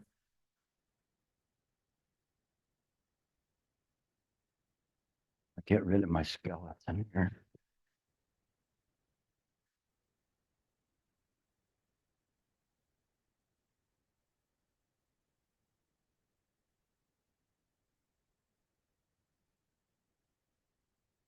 Bhavanga. So the Bhavanga consciousness is a consciousness. It would be like an amplifier for music that's on. You turn the button, here's the button. You turn it on, but you don't give it any music to play, but it's on. So it represents potentiality of receiving something to transmit, to transmit the sound, but it is on. It's very, very interesting because you know how they have in Google AI the artificial intelligence explanations and stuff? When you put in the Bhavanga consciousness, once it said, it is like an amplifier that's on. And it freaked me out, And the only thing is that that's all it knows. It can't go beyond that. But it is this naked awareness consciousness that's there, that what you're talking about. There's the naked awareness consciousness, but that consciousness is there irregardless of whether there's sound or not. And that's the subtleness, the subtle wisdom in which one uses this kind of a method to do that. And so it has this ability to receive information. And so that's there. And when you're sitting to meditate, you just have this Bhavanga consciousness there. Even though you have all this other information floating by, we don't pay attention to it. We just stay in that. It neutralizes it to the point where it's a state of equanimity, and it returns it back to the Bhavanga consciousness that's there. I can't believe I'm teaching Theravada. The reason I can do that because my Master Sheng Yen, that I needed to study the Abhidharma. How many of you studied the Abhidharma? Anybody raise your hands? A couple of crocodiles. Okay. How many have heard of the Abhidharma? A lot of you, but you don't. It's good if you have a few years to spend. Study it. So anybody who started to read it understands it takes years. It took me years to study it. But it's good. It's good stuff. It's a diagram of how mind works. Excuse me for a second. And so, anyway, because it tells you how mind works. So it's part of the Tripitaka of the Vinaya and the Nikayas and the Abhidharma. Abhi means the highest, and then Dharma is Dharma, so the highest Dharma. Same thing with Mahayana. Mahayana means highest, and Yana means vehicle. So they were running somewhat competing schools. In any case, when you use it in the right way and you understand what you're doing with the method, then it works and it's compatible. And then you begin to understand that it is just simply awareness. Okay. Any other questions? Okay, we got one here and one here. Can you clarify just now when you mentioned the 5 skandhas, one of them is consciousness, and can you explain more what consciousness is and compare that with thoughts, because they are pretty similar to me. Yeah, the heart, the 5 skandha, form, sensation, perception, volition, and consciousness. These skandha make up the identity of the illusory self, but they're saying they're empty, they're not real. And this was a clarification from the Theravadan school. Sariputta was saying everything is real, true is empty. And there is perhaps maybe a misunderstanding in some ways of amplifying the idea of saying real to include everything. But to me, the interpretation of real, giving the Theravadins the benefit of the doubt, is that they belong to mind, no matter what. But the consciousness in there, when they say that it's empty, is because there's no life in being that's there in terms of that governs that. And the Buddha did not say that it's there's no self. This is kind of interesting. The Buddha said not self, meaning that it doesn't negate self, but what it does is say that the self is not separate from mind. So when we talk about that and we say sages return consciousness to mind, meaning all appearances within mind belong to mind. And so it's fools turn mind, what is arising is mind, into consciousness, meaning from the 5 skandha, and creating the appearance of an independent sentient being. Such a sentient being is illusory, not real. It's not real in the sense that it's permanent. It's real in the sense that it belongs to mind, but it doesn't have an independent existence. Apart from mind, it does not appear. So that consciousness is mind itself. When we cling to the consciousness, we then create an illusory being, which we call ourselves, and not clinging to this being will not create in the future a being such as you. You may come back this lifetime, but solely for the continuation of bodhisattva vows to deliver others, but not necessarily an ignorant sentient being.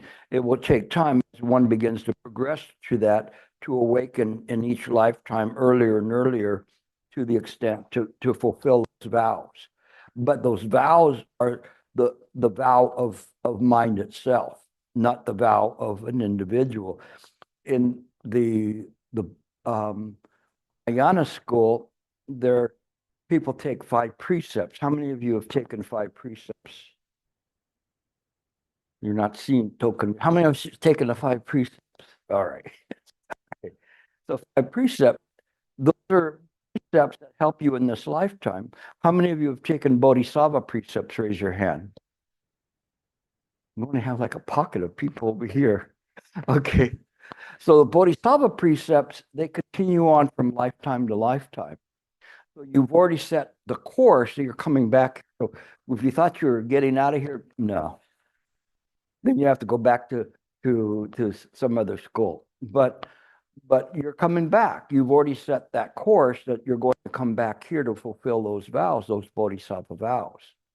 But as you practice, you're practicing to fulfill those vows in the future. So you set a course in terms of this.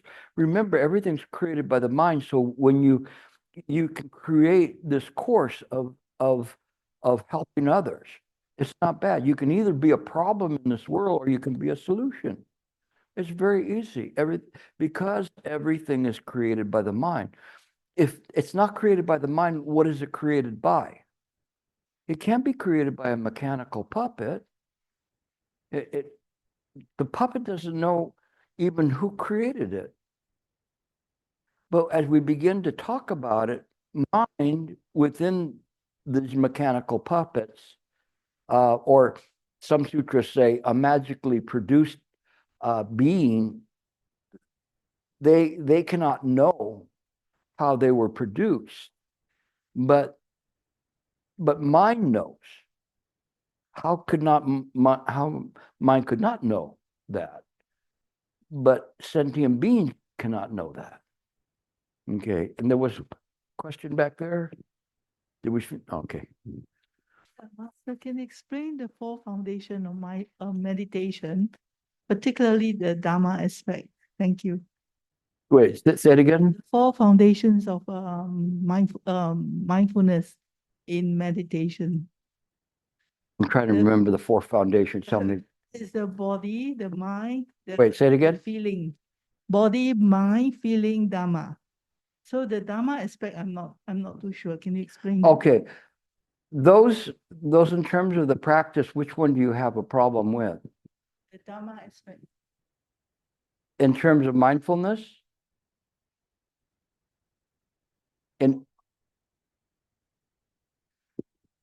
Okay, because in terms of that, you were saying that you have a problem with the one of Dharma in meditation. So in terms of that, when one meditates, everything that we have to do has to be consistent, one with the Dharma, with a big D, the doctrine, and then of the phenomena is understood, by the manifestation of wisdom from Dharma itself. And so when we have this kind of a foundation, then we can meditate in the right way. It's everything that I've been saying today is precisely that. I'm saying this body cannot create things. Mind can create things. This is the doctrine. So when you're sitting to meditate, all of those foundations are present. And they, how can I explain it? Are you Theravadan in your practice?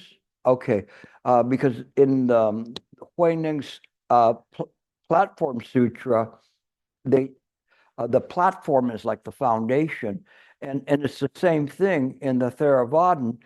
As one begins to meditate, we have to be aware. And I haven't really said anything inconsistent with Theravadan in how to meditate. It is one has to be aware in every moment that when they're sitting, mind is meditating, and that so that Dharma is present, that it's there. We're present and we're aware that the little Dharma, the phenomena, is manifested through the creation by mind and mind alone. But using the correct foundation, then we understand we are not trying to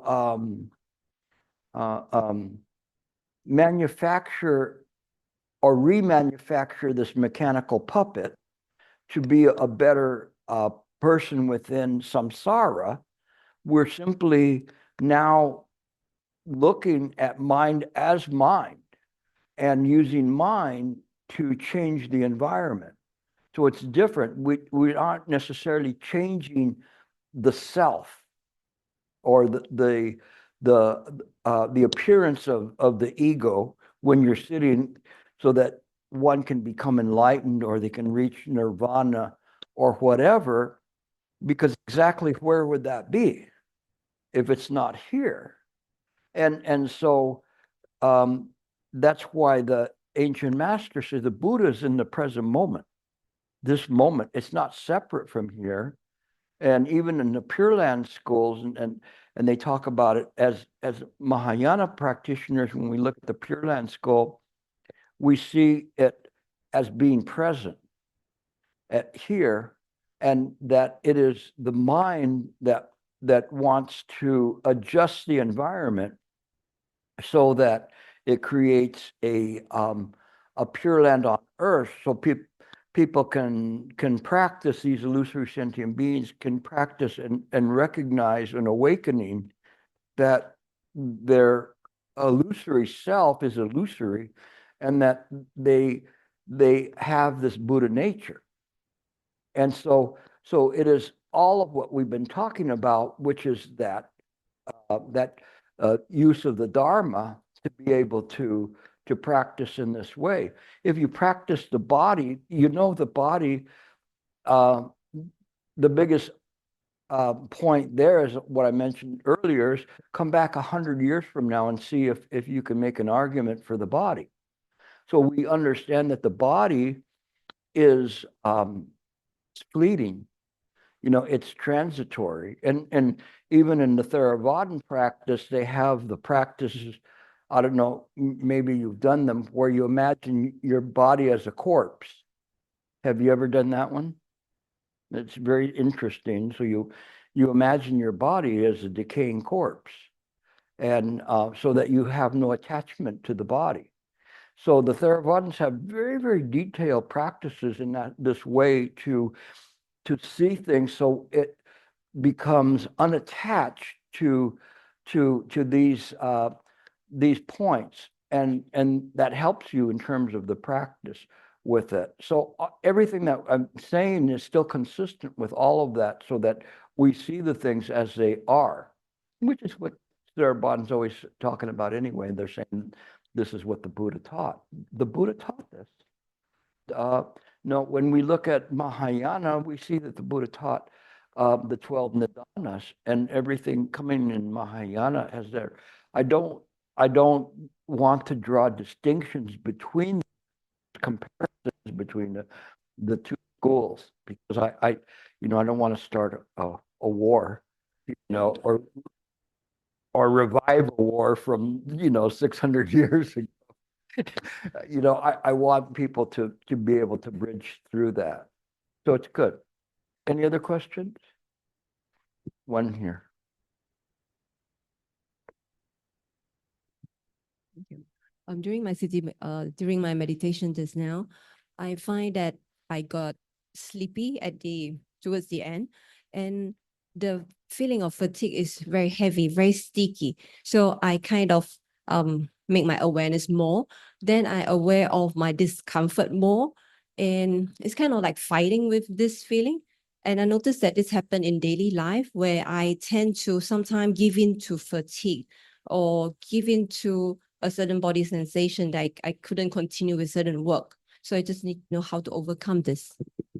The thing is when we talk about meditation is just a controlled environment to be able to rest the mind. And so it's controlled because we're not having to walk around and deal with people, going to work and talking to people at work, or writing something out, or cleaning at home, or shopping, or whatever. The big test is when we get up and we're in the real, unreal world. And so what we do on the cushion helps us become aware of this and become aware that there is arising thoughts of fatigue or undue arising thoughts of fatigue that make you tired. Some people, they have the illness where everything, like, oh, I got to pick up this pen. It's so heavy. I'll try again. They really amplify that thing. But what you're saying is you're amplifying this idea of fatigue in your daily life. So you say you just have to see it.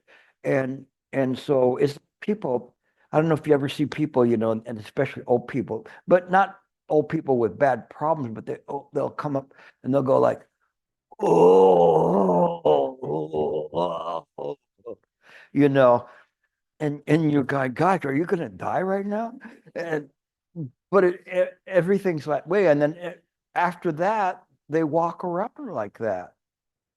Or the people walk around. I know what shape their couch is because they're walking like this. And you can just put them directly right in there. So the thing is that we become aware of those things. And that's a good point. So now you're looking and going, I resemble that. I resemble that fatigue in my daily life. So the way you do it is become aware of that and change it and say, no, I choose not to be fatigued. No, let's say, there's times when you're fatigued, like me traveling, over here and being on planes for over 24 hours. Yeah, I arrive here really tired. So I know that's it. But if I've been here for 2 weeks, I shouldn't be so fatigued, So that's just something that I put into my mind. I'm so tired. I'm so tired. You hear the people, I'm so tired. People say, I'm so tired. Right, Esther? Sorry. I pick on her. But the thing is you hear people and they say, I'm so tired, And you're going, oh my gosh, please stop talking about you're drawing the energy from me like an energy vampire. And so it is in this way. So you learn that. Now you can reverse it because you become aware of it. So you don't have to fall into that where you feel, oh, everything is so tired. That's why Shifu said to rest in the present moment, it really makes a big difference. Okay. Really makes a difference that you resting in every moment. So you don't think like you're working all the time. Because really, I mean, if you think like, what are the quality moments in your life if you can't rest in the present moment? Okay. For somebody that's not retired, you go to work, right? And then you have to wait, you get up and you have to get ready for work. You get in your car, then you go to work, and you have a half an hour or an hour to eat lunch. And then you go back to work, you get in your car, you go home, you have to do things at home. Some of you even have to cook your own meal and clean up your own dishes and everything else. And maybe you turn on the TV and fall asleep. And then you get up and you go to sleep. What part of the day was like the good part? Right? We have to make that good part by resting in the present moment all the time. So to me, I'm resting right now. It's a long day for me, but I understand. But I rest and I'm able to function in this way. So it's not bad. I don't feel how it. There's a movie a long time ago called Remote Control, where a person had remote control, and they could fast forward through the bad times in their life. Really, so you get the idea of what's happening. The next moment they're old, because when I'm driving to work, I'm at work. I don't want to be at work. I'm leaving work. And they just kept zipping until they finally became old. So this is not the way to live our lives. We want to live our lives fully and experience every moment. Okay? When we have bad times in our life, we understand it's impermanent. It will change. So we have to have faith and our practice, and it will work. Yeah. And so you have more strength to be able to deal with the things that are very difficult in our life, which everyone will encounter. I guarantee you. If you haven't gotten this far in your life, you will at some point in time, unless you've lived a very charmed life or a short life. You know, you will encounter difficulties, but they're not insurmountable. Okay. Anything else? Okay, we'll take a break and then we'll come back with some final things.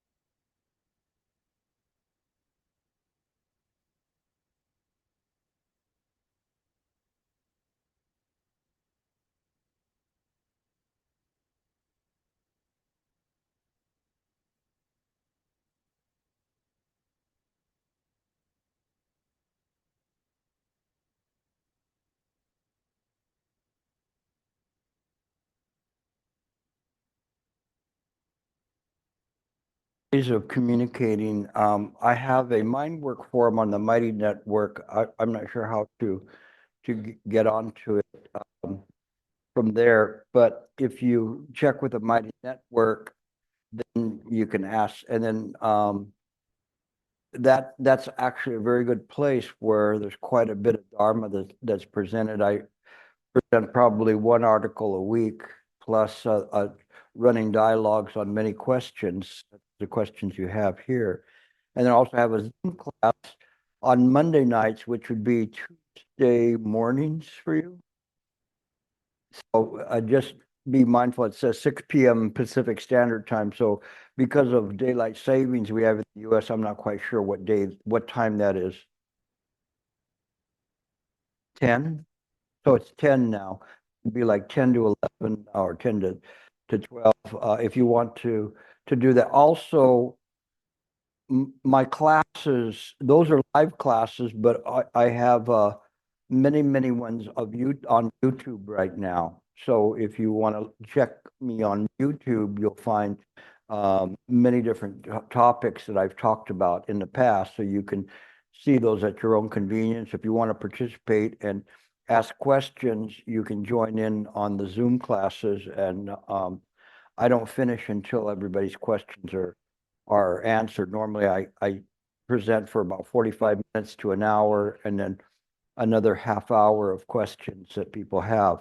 So it's a really good way to pick up the Dharma very quickly. When I say very quickly, within a year, you have a very good command of the Dharma and many different sutras that I've been talking about. So that's one way to try to keep a connection with me in terms of things. And also you can go to the Chan retreats that I give in Taiwan. So it's too late for this year, but for next year, if I'm still giving them, then you can come to those. I don't know how long I'm going to keep going. I'm kind of getting to be an old bird now, but I'll try as long as I can. Next year is going to be quite a bit of travel for me. I'm going to very strange places. Besides being all through the U.S., I'm going to London, Switzerland, Estonia, wherever Estonia is at, and Australia as well, and then back this way probably.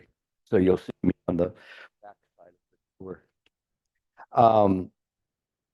I wanted to read a couple of things to you, and we're going to kind of finish up a little bit early and give you a chance to, we'll take a group picture, and I'll give you some chance to talk to me. You're limited to only a half an hour each of you to talk to me. Okay. All right. This is kind of an interesting thing. It's called All Buddhas, All Living Beings Are Just One Mind.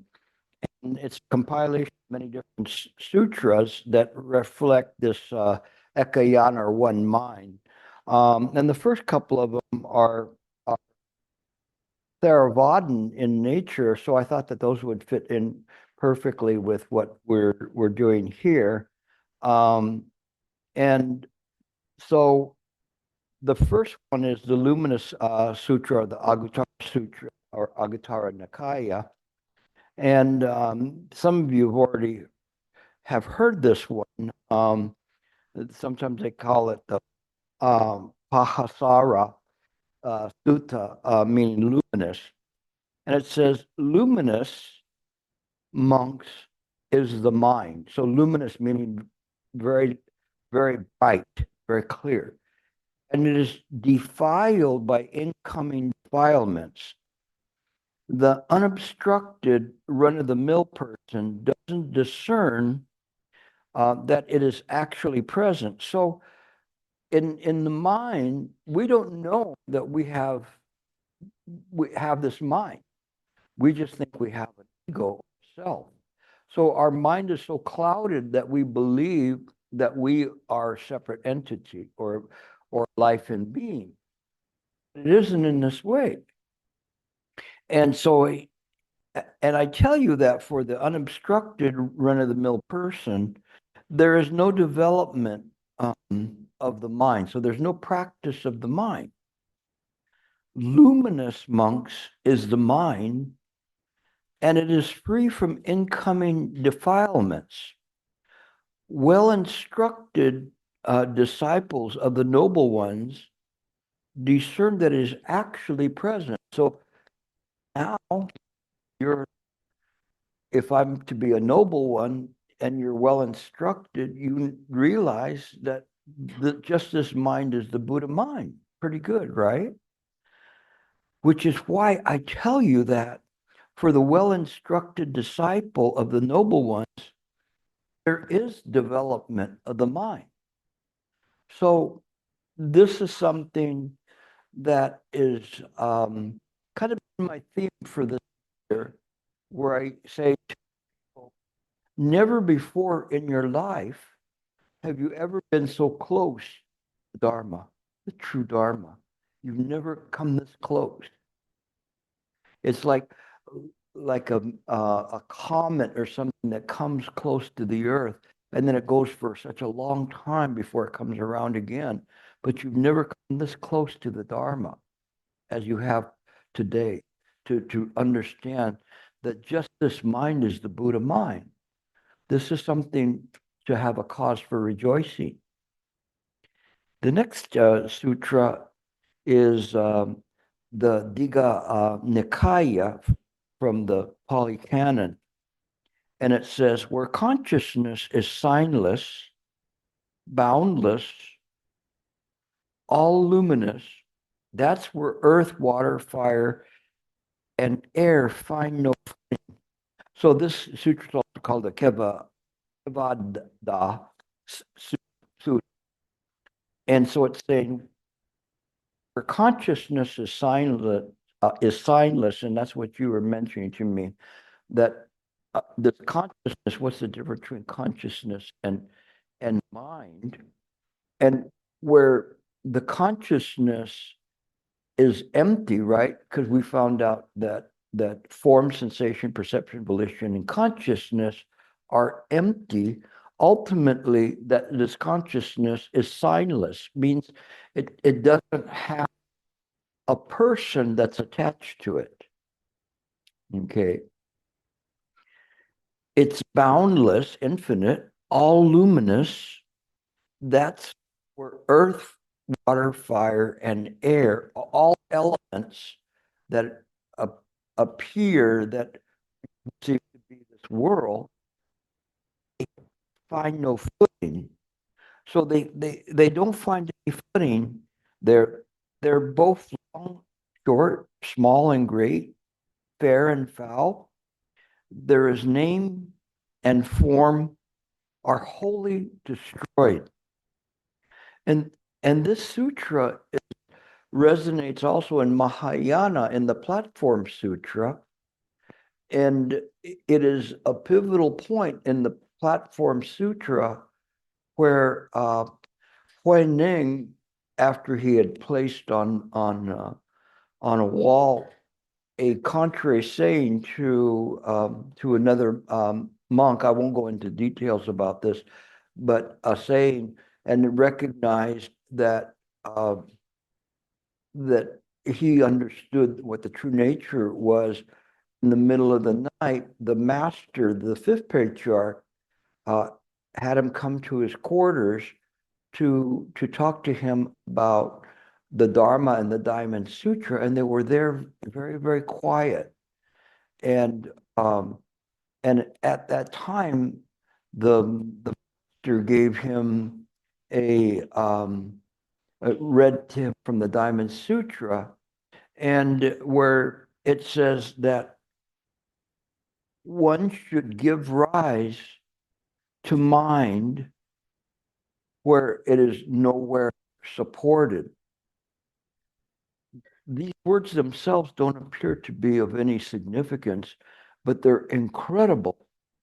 And you'll understand in a moment. One should give rise to mind that has no support. This is exactly what's being said in this Nikaya from the Theravada one, is where earth, air, water, fire, all the elements are not present. There's nothing supporting it. There's nothing saying Gilbert is thinking this. We give rise to mind where supported, meaning that this is the true mind. It is not a mind that is attached to something, saying is teaching the Dharma. I can say Gilbert's teaching the Dharma without connecting to it and saying that I'm supporting that. I understand that these are just words. But we understand that there is a thing's trying out again. Let me go with the other one. Okay. And what I wanted to say about that is that when we practice, this consciousness that we use is a consciousness that does not belong to us, to an individual. It is just mind. And when we function in the world, we function from the idea of mind, not from the idea of an ego. And so it is not supported by any kind of an illusory appearance. Mind is just mind. It makes all the difference in the world when we function in this way, because we're no longer using an obstructed mind that is obstructed by any kinds of appearances. So this is very, very important for us to understand how we function. And this again straddles Theravadan and a Mahayana practice in this way. So anyway, at this point, I'm going to, if anyone has questions, you can ask your questions and we'll finish up. I have two different sheets, one saying that we finish at 4 and one we finish at 5. But you guys have been sitting on this hard floor for a while, so my compassion is that I don't think your bottom can sustain any further Dharma. But if you have questions, you can ask the questions, and that'll give us time to take a picture. And like I say, you can ask me questions if you catch me as I'm running out of the room. Okay. Any questions? Final question here.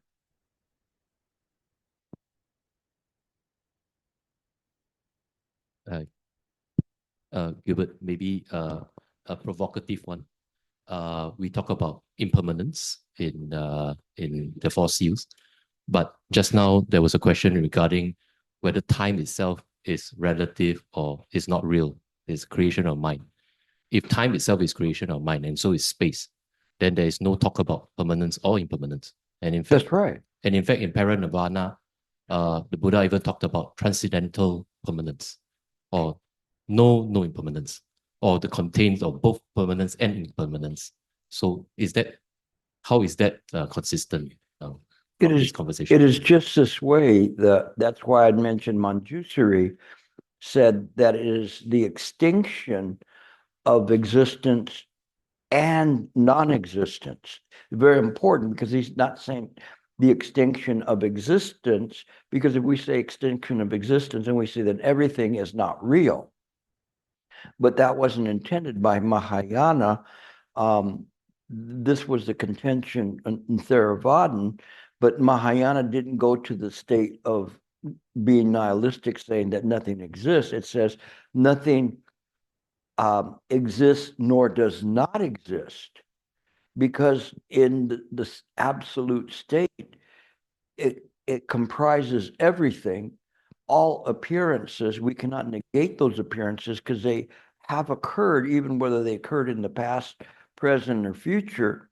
The future has not come, but they nevertheless exist in mind as a potentiality.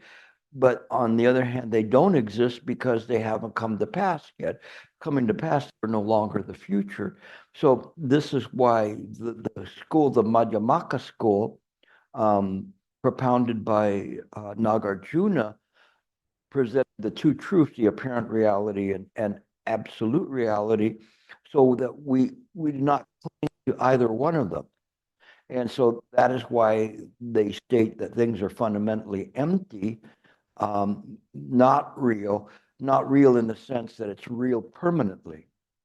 Because if it was real permanently, then you would go and I always use this example and say, what do you go into the ice cream store and you say, what kind of ice cream you want? I want vanilla. And no, I changed my mind. I want strawberry ice cream. I'm sorry, what? You can't change your mind. Once it's real, it's permanent. You're going to get vanilla forever. What a chip, right? But if you say everything's real, you could only have one choice. You could never change your mind. No, I changed my mind. You can't change your mind. It's not even your mind to change. Huh? Never mind. So it is in this way.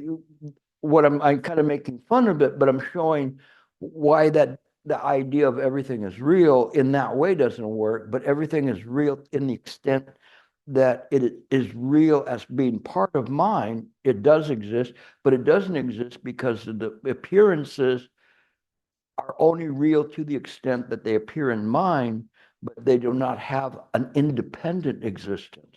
And that's what's important. Okay.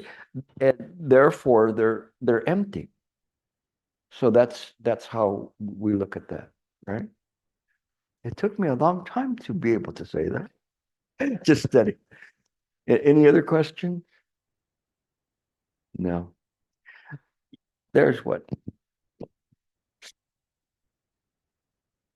Hello. Hello. Yes, on. Hi, thank you. My question is about this experience of an out-of-body experience. So I don't quite have an out-of-body experience, but when I contemplate the idea of non-self and emptiness, I get that suggestion and intimation of, of being out of the body, and this body is not mine. I'm just wondering if you have any thoughts on that. What was the last part that you said? I get the real subjective feeling that this body doesn't belong to me. So it's a bit of an out-of-body experience. Yeah, so I wonder if you have any thoughts about that. Well, this is part of the whole process of going through this. When you say the body doesn't belong to you, yes and no. The body doesn't really belong to you. That's an independent you that could belong to. So you're seeing the things and it's feeding you with questions, but the questions are good questions, because why do you feel that way? That's where you have to contemplate, what is the body not like it belongs to me? So you approach it from different viewpoints. One is, as she was talking about the four contemplations of mindfulness, it's the same thing. You contemplate this body, is the body real, is it not real? You look at that to see if there's any substantiality to say that this body belongs to you. So it is a good place to contemplate that and to try to through this idea of that. But in order to pursue questioning, you also have to pursue who is asking the question and trying to see it from that point. So here we kind of throw a bit of Chan in there to say, who is asking this question, not just simply to look at the body, but to, who is inquiring. And that's important. So approach it in this way, and it will be very, very beneficial to you, or not to you. But it's good. I mean, those are things that come up, and a lot of times people will have questions like that. Sometimes people will hear a phrase, we call a turning phrase, that hits them very funny. Like, huh? And it's a turning phrase, and we should not ignore those phrases. Some to you that sparks some kind of question in you.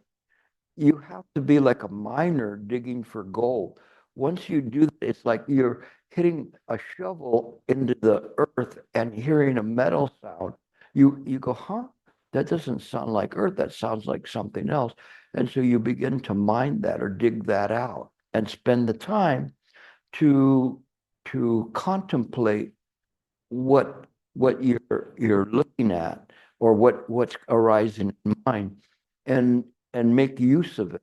And sometimes it's you can run into a whole vein of gold that you can mine and see that there's something there that helps you understand further the idea of mind. We don't expect, if it was something so easy that we could get all at one time, I would be able, like I say, sell it on eBay, but it isn't that way. Maybe, Amazon. But the thing is that it isn't that way. It requires effort. So even hearing it, it still requires your effort to practice and contemplate it. But the very fact of being able to listen to right view is important, because then it gives you a chance to practice. It gives you a way to do this, and you have to see whatever I've said here is supported by the sutras. And I've made a very great effort today to bridge between the Theravada and the Mahayana, so that one can see, irregardless of what school you pursue, there's a benefit and a value to it. Okay. Any other questions? Okay. Going.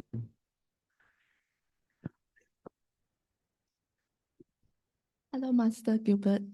I'm just wondering, could you say something about there's only one mind and the connection with rebirth in the six realms? How come there's only one mind and yet there are so many types of sentient beings? The sentient beings come from the idea of pratika samappada, and which is mind. They're created by mind, but the sentient beings arise in accordance with causes and conditions. So some sentient beings will arise in whatever realms there are, depending on how they practice. We do not know how long samsara has been here. We only know how long it is on this particular earth, but we don't know how that fits with reality, absolute reality in general. How many times, how many earths, how many realms have been there. We just know that these realms are there, and that because of causes and conditions, one can fall into a lesser realm, or they can go into a higher realm, depending on how they practiced and what they've done, and it is important, because we have to be mindful about that. In terms of how one falls into, let's say, an animal realm, no, there's many different ways that people could fall into it. How they become a butterfly or a gnat, and how many lifetimes can one be a gnat or an eagle, or a rabbit or a ghost. All of these things, they have reasons in which people fall into these realms. I shouldn't say people, sentient beings fall into these realms. But it's something that we understand that the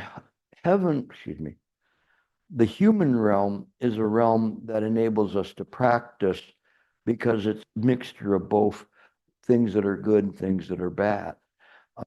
If you're in the animal realm, all you worry about is filling your belly. And if you're a rabbit, you're hoping you're not, filling some bird's belly or a coyote or whatever. All of these things happen because of causes and conditions in different lifetimes. We don't know exactly, how that works. The Buddha can understand that more than us. It's hard for us to understand these kinds of lifetimes, but we understand that there are these six realms of existence, at least in this samsaric world. That doesn't mean that this is the only samsaric world there is. There's literally billions of worlds. We don't understand that, because we don't know what's beyond that tear in the sky. We only know what's here in this realm, and what we believe to be reality with that. But it's something that is definitely for you to worth to contemplate, to see how it is, and at the minimum understand your relationships with other people or animals, that you may end up as an animal because of what you've done here, your greed or whatever you could end up as a pig, or someone has a very strong desire for meat, or a butcher could be ending up as a cow for many, many lifetimes, or a pig, or some animal that's being butchered. Those are very actually simpler ones than to understand, why does somebody end up as a ladybug, everybody, especially in California, they always, wonder what they were in the past life, There's so many Napoleons, it's amazing. You can't be Napoleon because I was Napoleon. So, but in any case, it is interesting that we look at that and we see, how that works, and to understand the realms. Again, I don't presuppose to understand all of the manifestations of the karmic forces, but I do understand it, and to me, it makes more sense than anything else in terms of why people become whatever they become, than anybody to say, okay, well, if God created everything, why would it be created in this way, and say, I'm going to create you, in this particular way, and you go, well, why is that? No. But when we see things as pratika samappada, we understand it is not that a Buddha creates everything. Like a person by the name of Buddha, we look up and there's a person named Buddha going, you're going to be a pauper in this lifetime, or you're going to be a pig, or whatever. It is just the manifestations of how mind works. And in the manifestations of how mind works, everything is always trying to reach a state of equanimity and equality. So in one lifetime, if one person takes more than they should, then the next lifetime they will have to pay it back. And any kind of emotion, any kind of things where people do things, then we understand that there's retribution for it. Ili, no, or it can be something positive. So somebody, because they've been kind, they've been helpful, they've helped, and even in this lifetime, I've been helped and pulled out of jams. I hate to say it, but in times where I have to believe, because I've helped people, it's shaded towards me a little bit. I don't practice because of that reason, but I'm cognizant about that. And I'm cognizant when there's bad things that happen to me, that I own up to it. And I understand this is a cause and conditions of something that I've done before. So it works both ways, but it's something that we begin to understand how mind works. And that's the important part. We don't have that ability, the prescient ability of a completely enlightened Buddha to be able to say, this ladybug was this way because this, it needs to be stepped on so many times before it comes back again because this person was doing that. No, we don't see things in that way. But but we understand it's always wanting to equalize in some way. Okay. That's the best I can give you in terms of an answer with that. It's a good question because they're legitimate questions, and again, the reason I'm a Buddhist is because to me, it makes the most sense of anything that's out there to explain why things appear. And when you think about this and you think about why are things appearing, where are they appearing? Even more so, where are they appearing? These are projections, but where do they appear? There has to be something that is projected on. And that's important. What it's projected on is mind. Without a screen, then there cannot be projections. Think about it. If you took a movie projector and you shined it up to the sky on a clear night, you cannot see anything because there's nothing that is projected upon. But we understand everything is projected upon. That which it's projected upon has no form. It's signless, formless, and that enables things to appear upon it. So you begin to think in this way and in terms of what mind is. So it's important for you to take what I've presented to you and begin to process it as your own investigation of what mind is. Okay, that's why my group is called Mind Work, because it's not, oh, come to Gilbert's one and he'll tell you the meaning of life. You know, it's not in that way. I may teach you the sound of one hand clapping, like, but beyond that, I don't think I can teach you more. You know, it is just you have to take it the rest of the way and experience it. Okay. Any other questions? All right. You guys have been very good, you know, under literally hard circumstances. So next time when I come, hopefully we can give you a little more comfortable settings and stuff. But I'm so happy you came. I'm so happy to come and present something. I've done this before with a group in Boston that were a Unitarian church, and they absolutely loved my presentation, and they could identify with it. So if they could do that, then Theravadins and Mahayanas can come together, you know, under one roof and practice together. So I'm very happy about that. I sincerely hope that you take this as an inspiration to practice further, irregardless of whether you're Theravadin or you're Mahayana. Pursue the study of the sutras and the Nikayas, and it will pay off for you. Okay, so thank you all. Amitabha. And then I'll turn the program over to whoever the leaders are, so that we can go. Thank you, Master Gilbert, for the teachings and for the whole day of teachings, non-stop. And we will be seeing Master Gilbert again tomorrow for those who are interested in continuing the Dhamma. So we would like to ask, I'm not sure how Master Gilbert dedicates or shares merits to all sentient beings or to our departed relatives. Please join palms.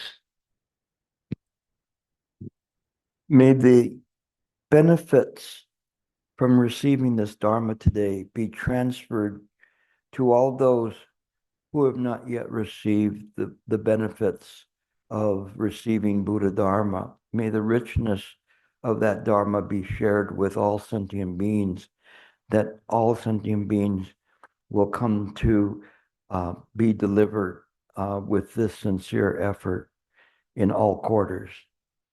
Amitabha. Sadhu, sadhu, sadhu.